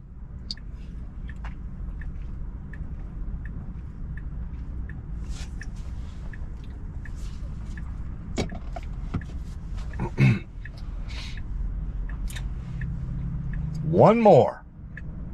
So far, we have been successful at all of the edge case areas except for two things. That left turn from Allen Parkway to Tirrell Street. Oh, hold on a second. All right, we're turning right. Why is it not turning right here? It's actually waiting for a green light here. Is that because, is there a specific left turn yield? I'm looking for signs that say no right. Well, now it doesn't matter because we got oncoming, but it did not. Let's see how it does now. Okay, that's interesting. I'm seeing all these other signs for no left turn here, no U-turn, and I had vehicles behind me who weren't honking. That's one of those interesting ones right there. But it had, excuse me, there was about a 2 or 3 second gap there where it could have turned right on red and it chose not to. But then we had oncoming traffic that had a protected left, so we couldn't go. There was traffic behind me, about 4 or 5 cars deep, none of them honking at me to try to turn red. So I don't know. I didn't intervene. I didn't feel, I just don't know that area right there. Like, I almost felt like, had I intervened, I would have done something that you're not supposed to do right then and there. So, again, I was going to leave. You can never go wrong by just staying stopped and letting the software figure things out, right? You can't run into something when you're stopped. Something can run into you, excuse me, but you can't run into anything when you're stopped. And I've never been at that intersection, so I just wanted to make sure. All right, we are headed to San Felipe now. So yeah, there was one, we took a left from Allen Parkway to Tirrell Street twice. First time, flying colors. Second time, I had to give it a quick half-second accelerator push. But again, two different scenarios. And then go into the Black Walnut Cafe on Memorial Drive. It did not do a proper lane selection to have us go underneath the bridge to get on Memorial. That is the most that's the most time effective way to do it. But it did get us to Memorial. All right, we got a school zone here. Let's see what we do. School zone light is flashing. It did not slow down for that. Now, we're going with traffic. I just don't think it's abiding by. All right, we got our left blinker, and yep, so are we going to we got somebody wanting to get into traffic? There you go. Yeah, it did not slow down for that traffic light. Now, that being said, everybody else around us was going, I mean, what do you do in that situation when everybody else is going 30, 35? All right, and we're the ones letting folks out of the school. We're going by River Oaks Elementary, and we are just going along with traffic here. All right, we let them over. We're going to take a left turn here onto San Felipe. And then once we're on San Felipe, we should be good. And I could probably exit out of the rail yard. Well, we've got a couple of miles before we get to the rail yard. So I'll wait until we get closer to it, because I want to make sure that we stay firmly on San Felipe and that the navigation doesn't try to get us to go some other area if traffic's better. So we'll just wait and see. We'll wait till we get a little closer.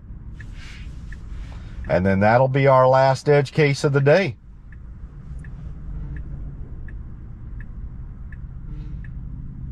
All right. Looking around, keeping my head on a swivel a bit here. Yeah, we are at a pretty busy intersection. This is San Felipe and Kirby Drive. So right in the middle of River Oaks. So you definitely want to keep your head on a swivel here. And the lanes are a bit narrow. This it's a busy intersection, but it's not huge.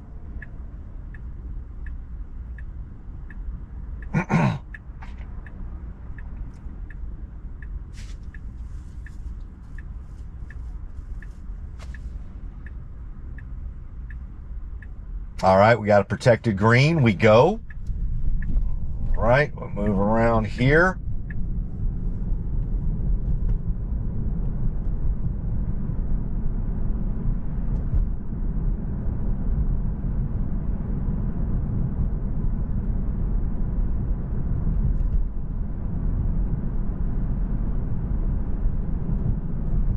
Okay. Ooh, narrow turn right there. Narrow lane, I should say.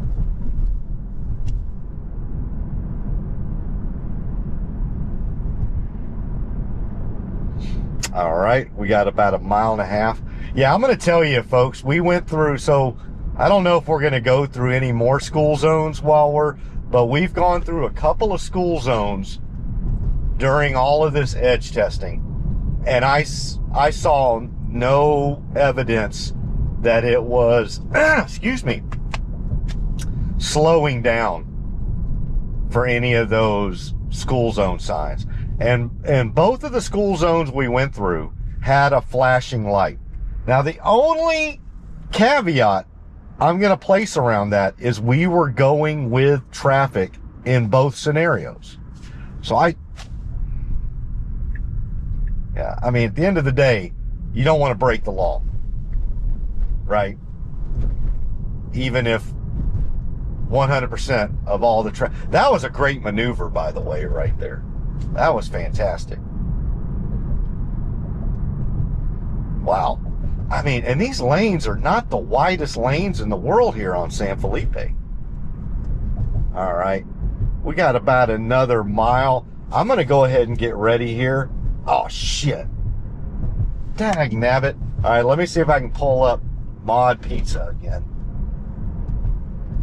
Yeah.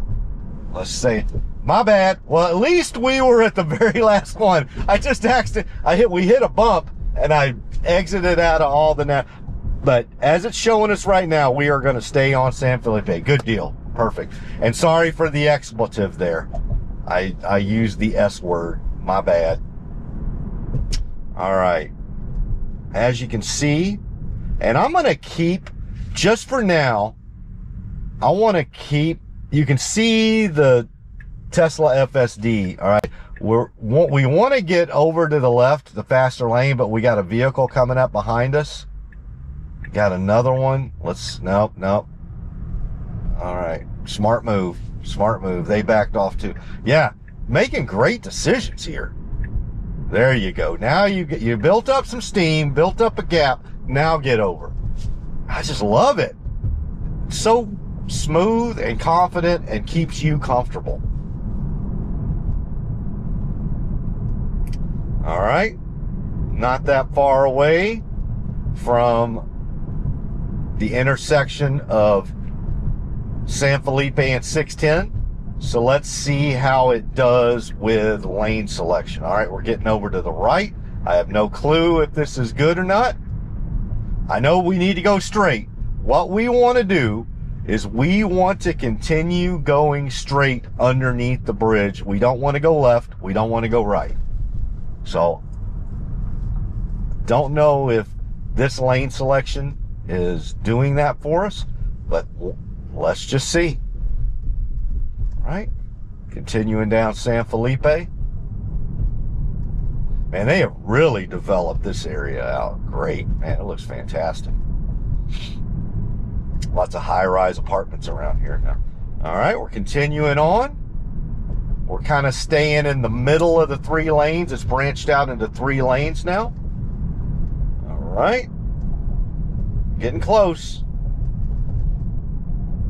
Yep, I can see 610 up ahead of us.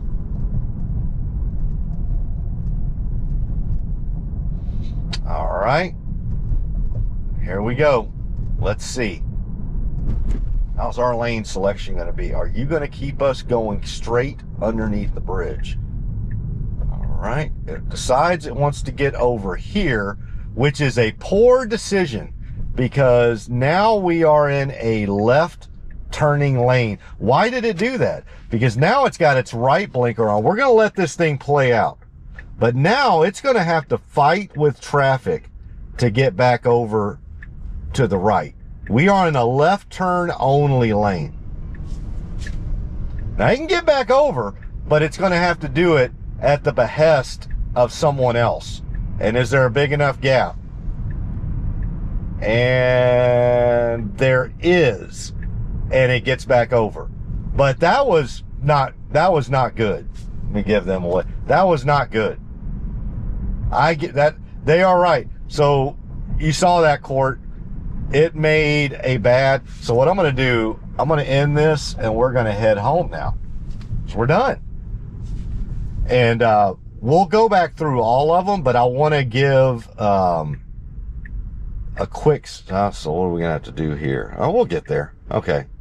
Now we've really put it on it. Now, I do not think you're going to get over all the way to the right. You're going to end up having to reroute here. I doubt you. It wants to take a right here. It ain't going to happen, Bubba. It ain't going to happen. You're going to have to reroute. Yeah, this ain't happening. I guess it is. That was not good. That was not good. It did it. But y'all heard the horn. Now, I'm going to tell you, that could have not ended. That was,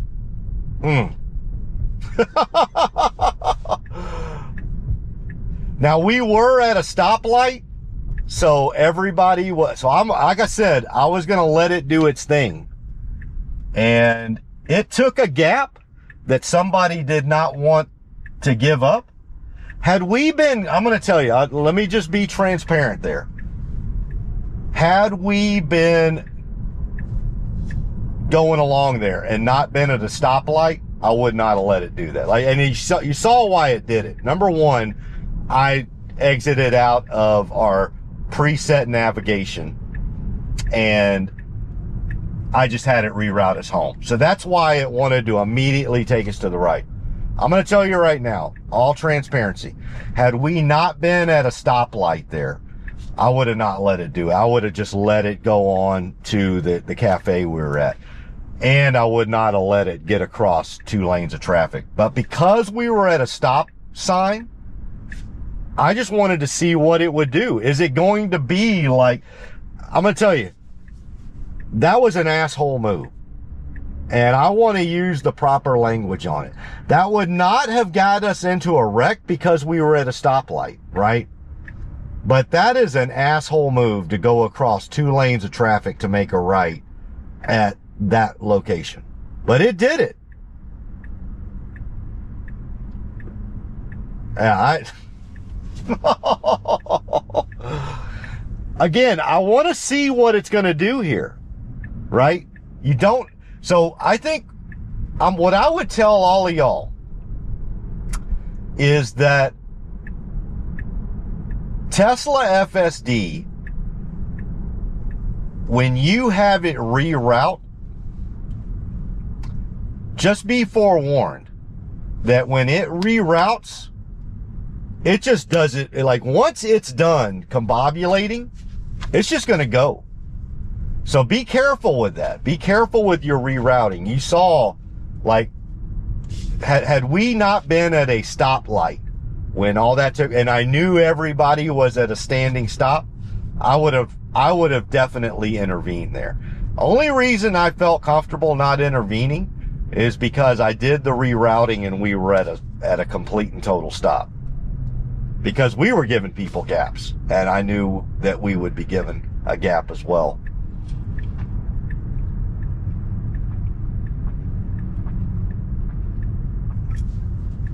But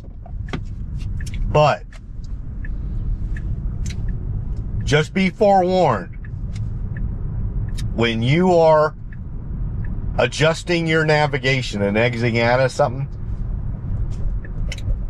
there's still some things that Tesla needs to work on in the interplay between FSD and navigation. Because you saw it. It's just like, okay, I need to go there. I'm about to become the biggest asshole on the street. I'm going to go from a standing stop right here, and I'm going to go over there. I mean, we all know that guy.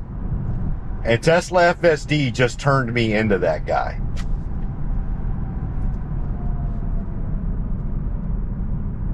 And quite frankly, it would not have been that hard just to go up a couple of 100 more feet, get over a lane, and then turn right. Instead of just... So, Tesla FSD still needs to work on some of that stuff. But I want to show that. I want to show that because that is probably the clearest example of how Tesla FSD is great, but you can turn it into the biggest asshole on the street. That was not, I would not as much call that a dangerous move as just the biggest a-hole that you've ever known in the Galleria area or River Oaks area of Houston. That's just an a-hole move. I knew that wasn't going to end up in anything, like, because we're not moving, right?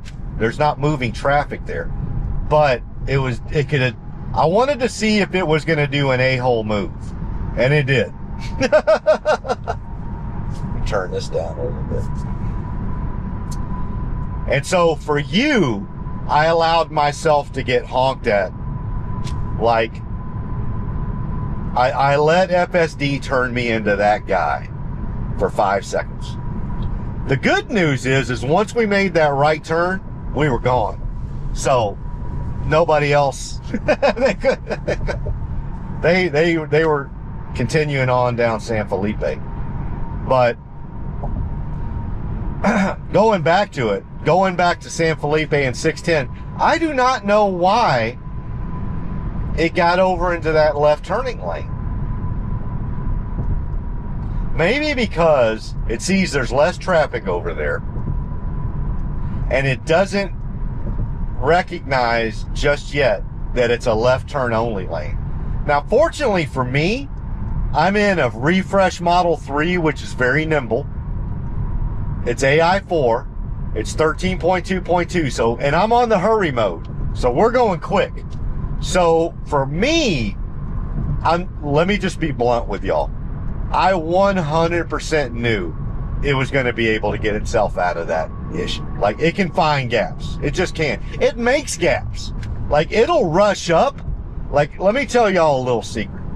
What I think version 13 is already figuring out is that other drivers on the road, their human nature is to try to shut you off from going somewhere.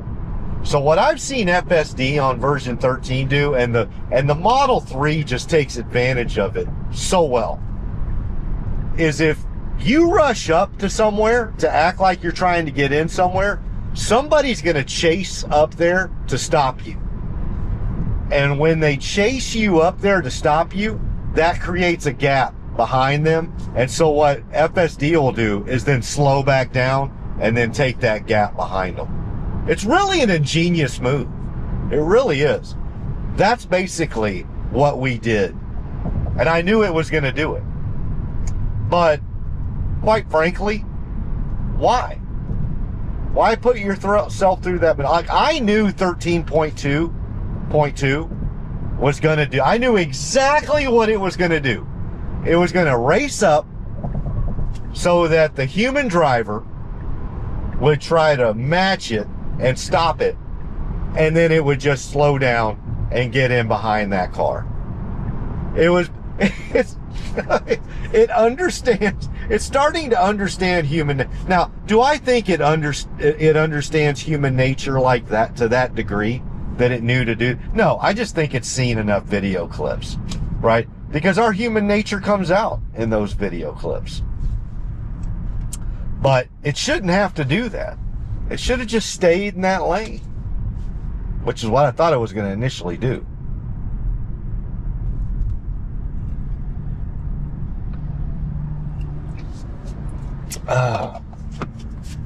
Man, we have been going an hour and 54 minutes.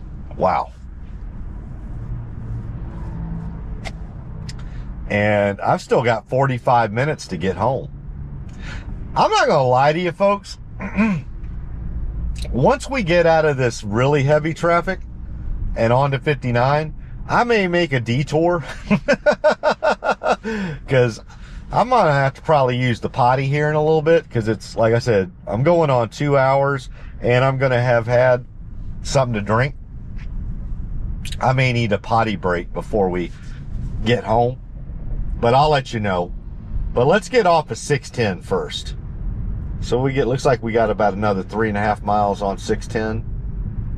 Or if I see one that looks, we'll just wait till we get off 610.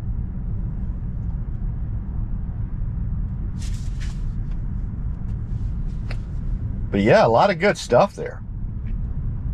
Yeah, as you can see, it is almost 4 o'clock in the evening, late afternoon, early evening, and we are on 610. It gets busy. And it is. But it's flowing along.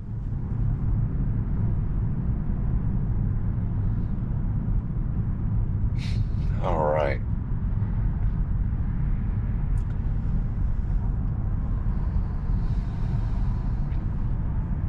So yeah, some good edge case testing today. Very good. So not 100% results, but we had good results. We had good results there along Allen Parkway and Tirrell Street, although we did identify one time where we needed to do a quick intervention. What else? We went along North Shepherd to Memorial and Allen Parkway, and we did notice that it didn't do the best lane selection going North Shepherd to Memorial, but it got us to Memorial and got us to our destination. So there were no interventions there, but we did note that the lane selection wasn't the greatest.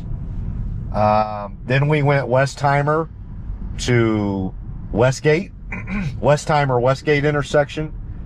I mean, it was phenomenal there. It did great. So, no interventions there, and quite frankly, it did everything really well. And then we did San Felipe and 610, and it did a bad lane selection.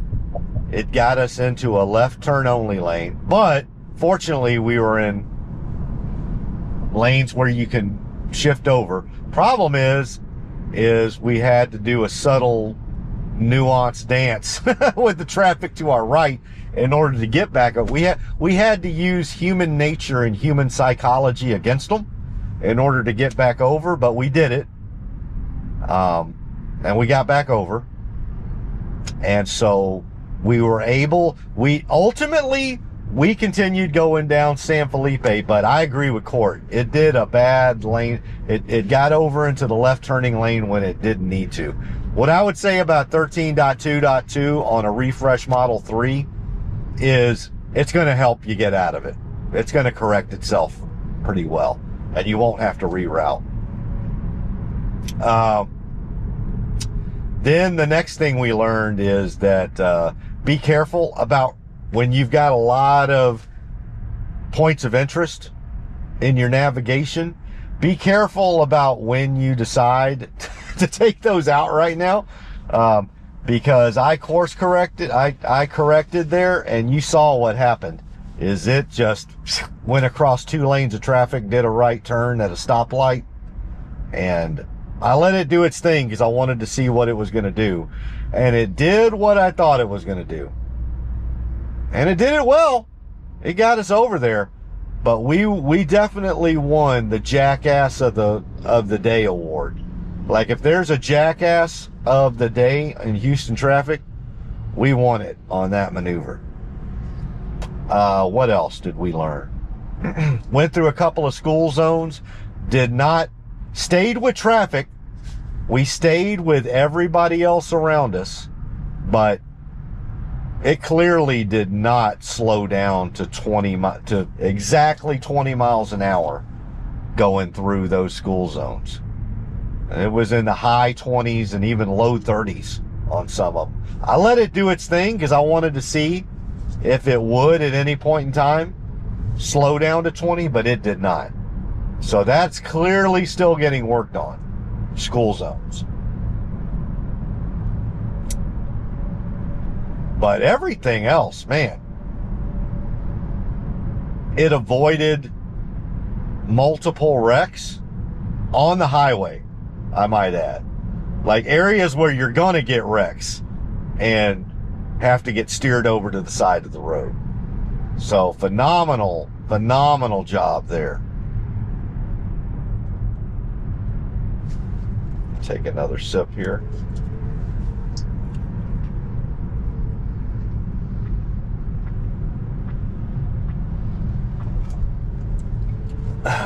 Man, I'll tell you what, we are at 2 hours now. So this one's going to end up being over 2.5 hours. I mean, I may be trying to stabilize this footage until tomorrow. But at the end of the day, I'll hold my mouth because we're not done yet. We are not done yet. Well, that's on the other side. I heard the emergency vehicle. Just wanted to make sure.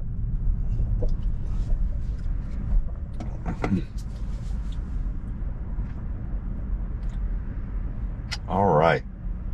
Yeah, I'm going to tell you what. Once we got about a mile and a half, mile and 3/4 left on 610.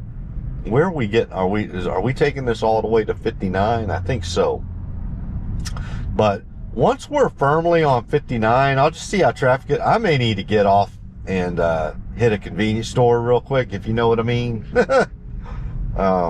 We'll just see. We will just see.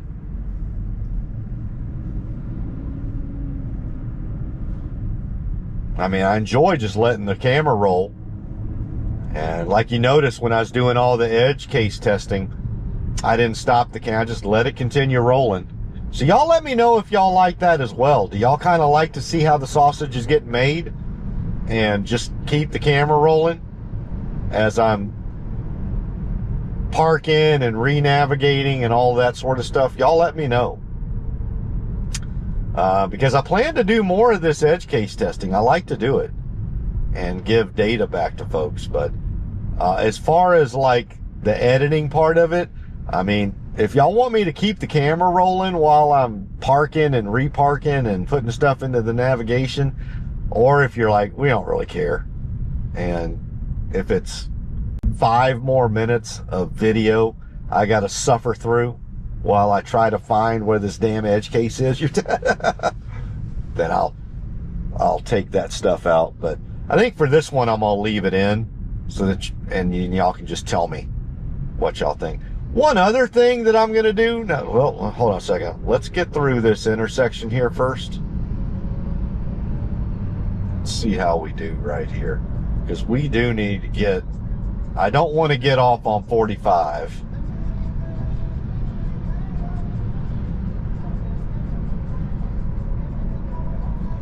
Got a little Tejano going on. There's always going to be Tejano music blasting on 610. Makes for a good vibe. All right. Eventually, I'm pretty sure we're going to have to get out of this lane here. And forgive me, I'm just not on 610 enough to know exactly when you got to get out of this lane. Whew, that is a big crane right there. What they're built. Slowing down a bit. Let's see. Yeah, we're about to hit. Oh, yeah, that's until we get to 45. So we're going to go past 45, though. All right.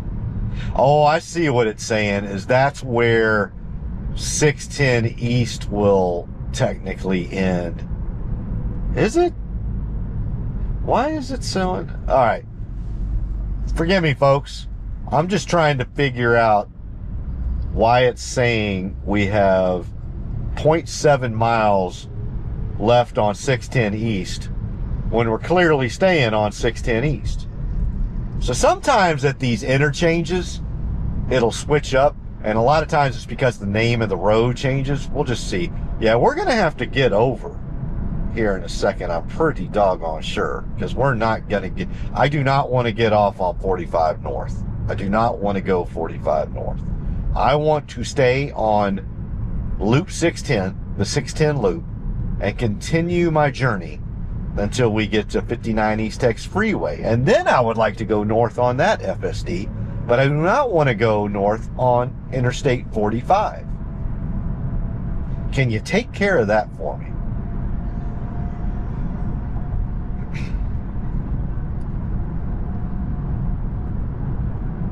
This is going to be interesting, because it's showing us needing to stay.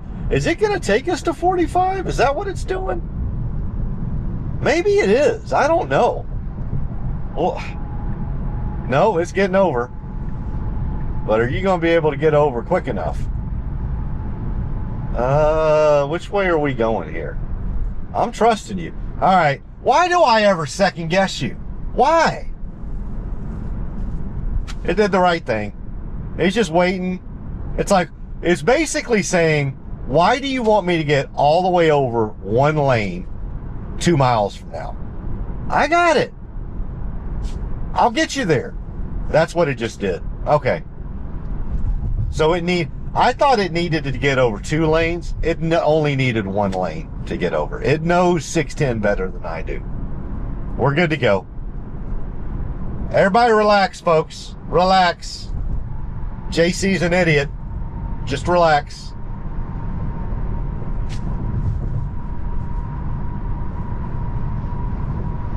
Got a big semi here. And we will be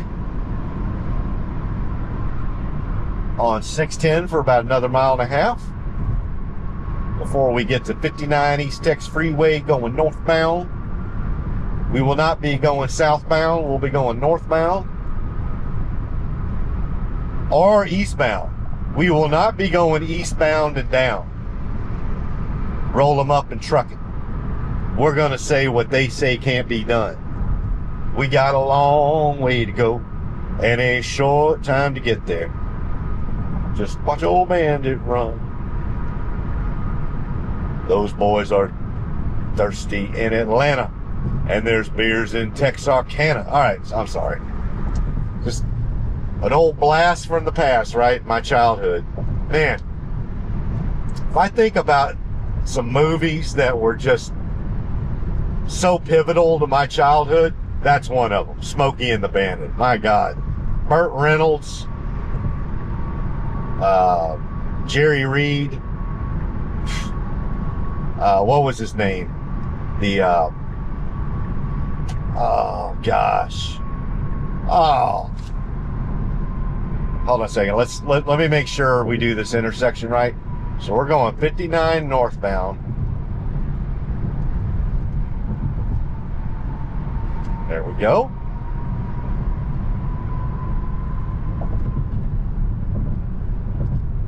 Awesome. All right. Got to go a little slower through here. Of course, the semi with the coil tubing in front of us. Now, if you see that semi right there, that's got coil tubing on the back. They use that for oil and gas drilling, if you don't believe it or not. That's all you need right there. You don't need some high, but wow. I mean, we're getting after it right now. We got around that semi with the coil tubing on the back. All right. Now it's showing that we're basic. Okay, now let's be careful here. We got another semi with some baling wire. All right. Okay. Ooh, Lord. But we handled that good. Man, sometimes these... it's just like...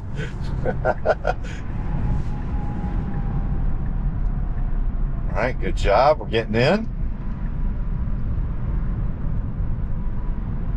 All right, I think we got to get over one more lane, though. We'll see how we do. I think we got one more lane we got to get over. I could be wrong. But let's just... And there goes the truck. Now that truck's laughing at us. It's going, ha ha. How far did that get you? Trying to get around me. I can't remember if we... I think the left... the right 2 lanes, or actually 3 at this time, veer off. But I forgot that we just got off of 610 and not going under it. So we may be good right here. But, and there's no such thing as the left lane as the faster lane right now, as you can see. Because we are at one of the most congested periods of time. All right, we are getting over. Oh, we got a traffic accident to the left. We handle that perfectly, as does the car to our left handle it perfectly. They get over. There we go. Now we're going to start cooking with some salt and pepper. Actually use this hurry mode a little bit. Let's hurry, because it's 4 o'clock right now. I'd like to go, you know what? I talked about doing a convenience store stop for, you know why? Because it's been 2 hours and 10 minutes. But because it's 4 o'clock in the afternoon, part of me is just like, get on home. Because if you stop, you're just going to give traffic more time to accumulate here on 59 East Texas Freeway going northbound. And we're only 20 miles from the house. 27 minutes. You've lasted 2 hours and 11 minutes. You're telling me you can't last 25 more minutes. And what I would say is, maybe not. I'm good right now.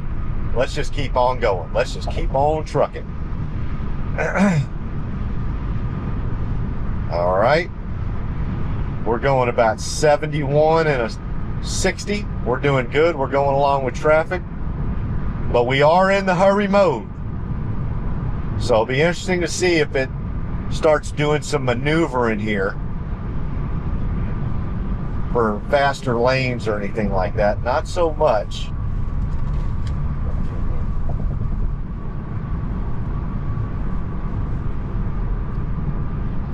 Well, I'll tell you what. When I'm done with this video, I may have to put chapter markers on this one and do a mini series, because y'all are going to look at this and go, I don't know what it's going to come out at, but it's going to be north of 2.5 hours. And y'all are going to be like, what in the ever loving wild world of sports are you doing? Putting a damn near 3-hour video out there. Who in their right mind's ever going to watch this thing? Well, you know what? What I've found is a lot more people actually watch the longer ones. Y'all like it. But what I've also found is I think y'all like the timestamps. So let me know that in the comments as well. Is number one, do y'all like the timestamps? I'm going to assume nobody's going to say, no, I hate the timestamps. But let me know if y'all really do appreciate it, because I have been taking some time and effort with that. Number two, let me know if I have been detailed enough with the timestamps. What I mean by detailed, do y'all want me to put more timestamps in there? Right? So I've been basically, some stuff I haven't been timestamping, like certain conversations or stuff like that. Like, because you can make the timestamps be like, if this comes out to be 2 hours and 45 minutes, I could put like 6 timestamps in there. And you'd be like, but JC, there was like 20 to 30 minutes within each timestamp. Do y'all want me to timestamp even further? Because I can do that. It'll take a little more time for me to do that, obviously. But if it adds to your viewing pleasure, and if you think it'll bring more people in, more viewers in, I'll do it. Because Lord knows I'm out for those clicks. I mean, I'm out to show this technology to everybody. So yeah, that's one thing that I'm gonna definitely need to do with this one, is I'm gonna have to be a time stamping fool on this one. And then the other thing I know that I need to do is I need to use the noise reduction part of the software. So I use Final Cut Pro. So just so y'all know, for everyone that watches my videos, I use Final Cut Pro to do the, so what I do is I've got a GoPro that I film everything with. And then obviously within both of my GoPros, I have SD cards, big old terabyte SD cards. And so obviously I take those SD cards out of each of my GoPros and I download the video from that SD card and I transfer it over to my Apple Mac. And then on my Apple Mac, I have a software called Final Cut Pro. And in my estimation, from what I've seen from everybody, is that Final Cut Pro is either the best or one of the best, if not the best, video software out there. And so Final Cut Pro is what's been allowing me to basically splice all my 4K videos together. So if y'all don't realize that when you're filming in 4K, it doesn't film continuously. It'll do like 20-minute chunks. So the software will splice, combine all that together for me, because I want to have it in 4K for y'all. And then what it'll do is it'll stabilize the video for me. So when I get all the video combined into Final Cut Pro, then the very first thing I'll have it do is just stabilize the video so that it's not like, jumping all over the place. So it's a steady view for y'all. And once I have it all stabilized, then what I'll have it do is I will take the front camera right there and I'll crop that and have it put in the bottom right corner of the middle camera right there, the one that's the front windshield facing camera. Get all that put together, get it restabilized, and then I'll just upload it all for y'all. But that takes some time. Honestly, the most time consuming part is the stabilization. It takes a while to stabilize 4K video. But here's what my promise is to you, is I like having 4K video. I personally like watching 4K video, and I think one of the values that I provide is that I give you 4K video and not just 1080 or 720. So again, let me know in the comments if that's even something that y'all use. I'm presuming y'all like watching it in 4K, but I'm also stabilizing it. So that's two big ones. But one thing I have not been doing is I haven't been trying to equalize the noise, do noise reduction.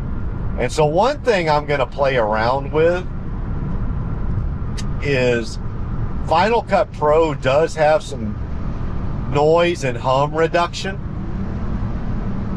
And so I'm not going to make any promises that it's going to be excellent on day one. So I responded to somebody who had a very helpful comment, and I told him, do not, and he's like, God, please, hey, I'm a fan, so don't take this as bad. And I was like, dude, no, that's exactly the type of feedback I want. So thank you. So responded back to him. So thank you very much. But what I also responded back to him is, don't expect it to get all fixed on day one. I'm going to have to experiment a bit with it, because within Final Cut Pro, I can equalize a lot for noise reduction, but to varying degrees. So I don't want to cut everything out right. I don't want to make it sound like I'm in a phone booth talking to you, because that's just going to be weird. So I can take it all the way to 100%. But then at that point, I might as well just mute the damn thing and do a narration over it. Well, that's just, I don't want to do that. I want you to hear me as I'm literally there along for the ride. And so I want it to feel natural. So I'm going to have to find that proper place where it's still natural, but you're hearing me more than the outside traffic. So give me a little time on that. But I haven't been doing any of that. I've just been giving you and the reason why is most people just want the raw video, right? But I get it. You want the raw video, but you don't want the raw video. Right? It's like, JC, give it to me raw and unedited. But can you give it to me not raw and edited? That kind of thing. And I'm not making a joke. It's just, let's just be blunt. We all want that. We want raw and unedited, but we don't want it raw and we want it edited. And I completely understand that. And I've just got to find that perfect spot where that is. I found it, I believe, with the stabilization. And it took me a while. I have found for me what I think is the proper amount of stabilization of the video. It takes a while. Don't get me wrong. It takes a while to get it edited like that. But I have found the proper place. I have not done that with noise reduction. So this will be my first one. So y'all are going to have to give me a little space on that one as I work. But give me space, but give me comments too. Like, let me know if you believe that it was significantly better or didn't make a difference at all. All right, we are at 2 hours and 21 minutes, at least by my clock. Now, granted, well, yeah, it should be because we've just been continuously rolling. So, I'm about to run out of voice. That's the other thing I got to be careful of is even me. At some point, you figure I'm going to run out of voice. And a lot of you out there are like, oh my God, can you? Is it possible? Is that even earthly possible for this jackass to be able to run out of voice and stop talking? And the answer may be no. The answer may be no. The answer may come back to you in Grok or in ChatGPT or Google Gemini. The answer may be that there is not anything known to man as of yet that can get me to shut up for a significant duration of time. And we may need to venture out of our solar system. Or maybe not out of our solar system, but venture out of our orbit and go on to Mars. And maybe, just maybe, there's a lack of oxygen, enough of a lack of oxygen, or some sort of substance that can shut my mouth up. But I just don't think that person or that substance or that event has taken place on Earth yet. Man, we're doing really well here with this interchange. So we got about 1 3/4 miles. So obviously we just decided to keep on going. So we're about 1.5 miles Northpark. We decided to go ahead and get over. That's interesting. So just give me a second on this one, because I want to see what happens here. Because normally we wait till we're a 1/2 mile out, and we just continue to do this to the left and right in the hurry mode. But we have gone ahead and gotten over. We still got 1 mile left. I just want to see, because it's an interesting difference in behavior this far out. I say this far out. We're only 0.9 miles out. But now I see why. It knew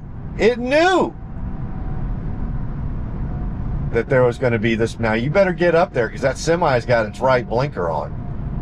Great job. Get on up there. Don't lollygag. Do not lollygag. We are going to need to start getting over here. We got about a 1/2 mile, and we're going to need to get over 2 lanes of traffic. But that's better than 4 lanes. But you see it here. We got some congestion. Ooh, there was almost an accident between that Ford F-150 and that Volkswagen. Man, that was close. All right, we got over a lane. We're going to need to get over 1 more.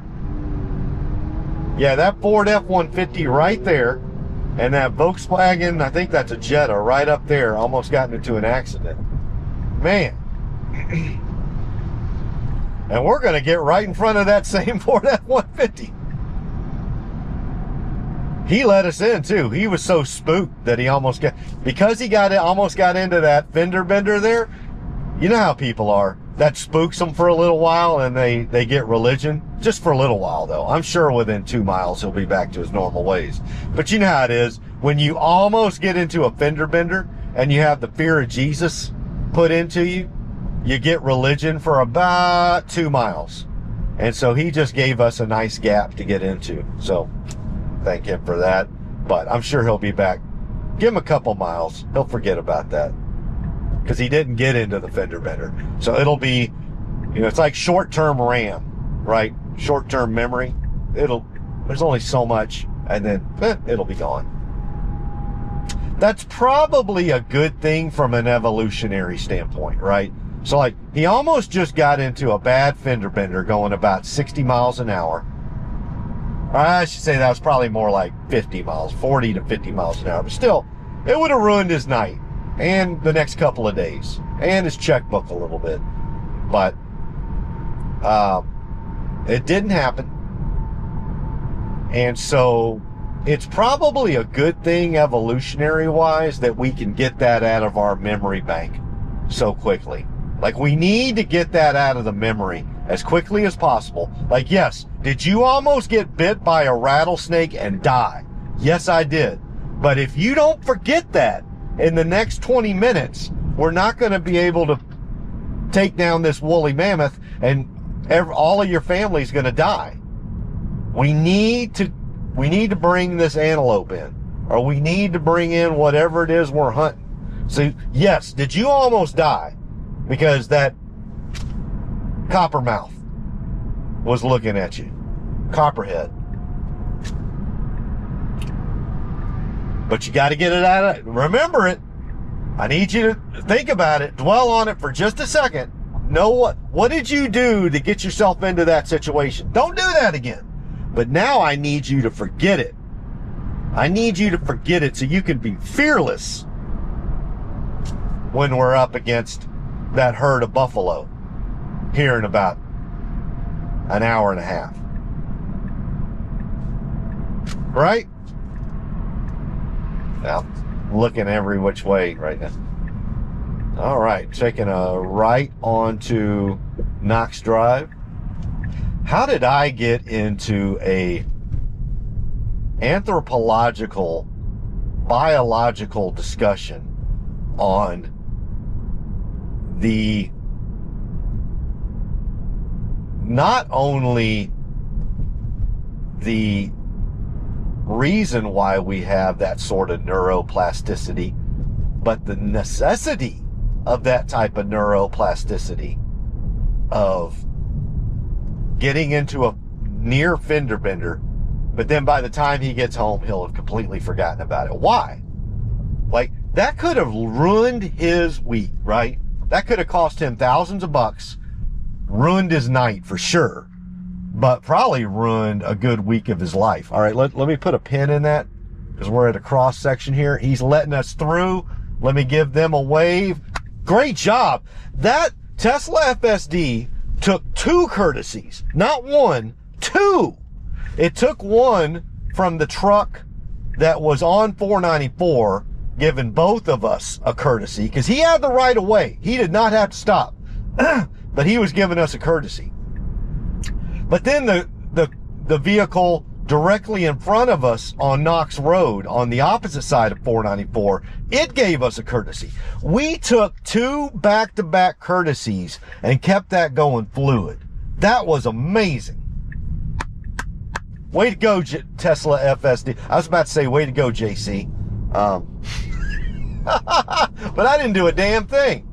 JC, you did a wonderful job of narrating those 2 courtesies that were given to the Tesla that it took back to back. You narrated that wonderfully. We may not have even known about it without you narrating. But JC, thank you for that wonderful, absolutely brilliant narration. You are most welcome. So anyway, so that was great. So y'all saw that.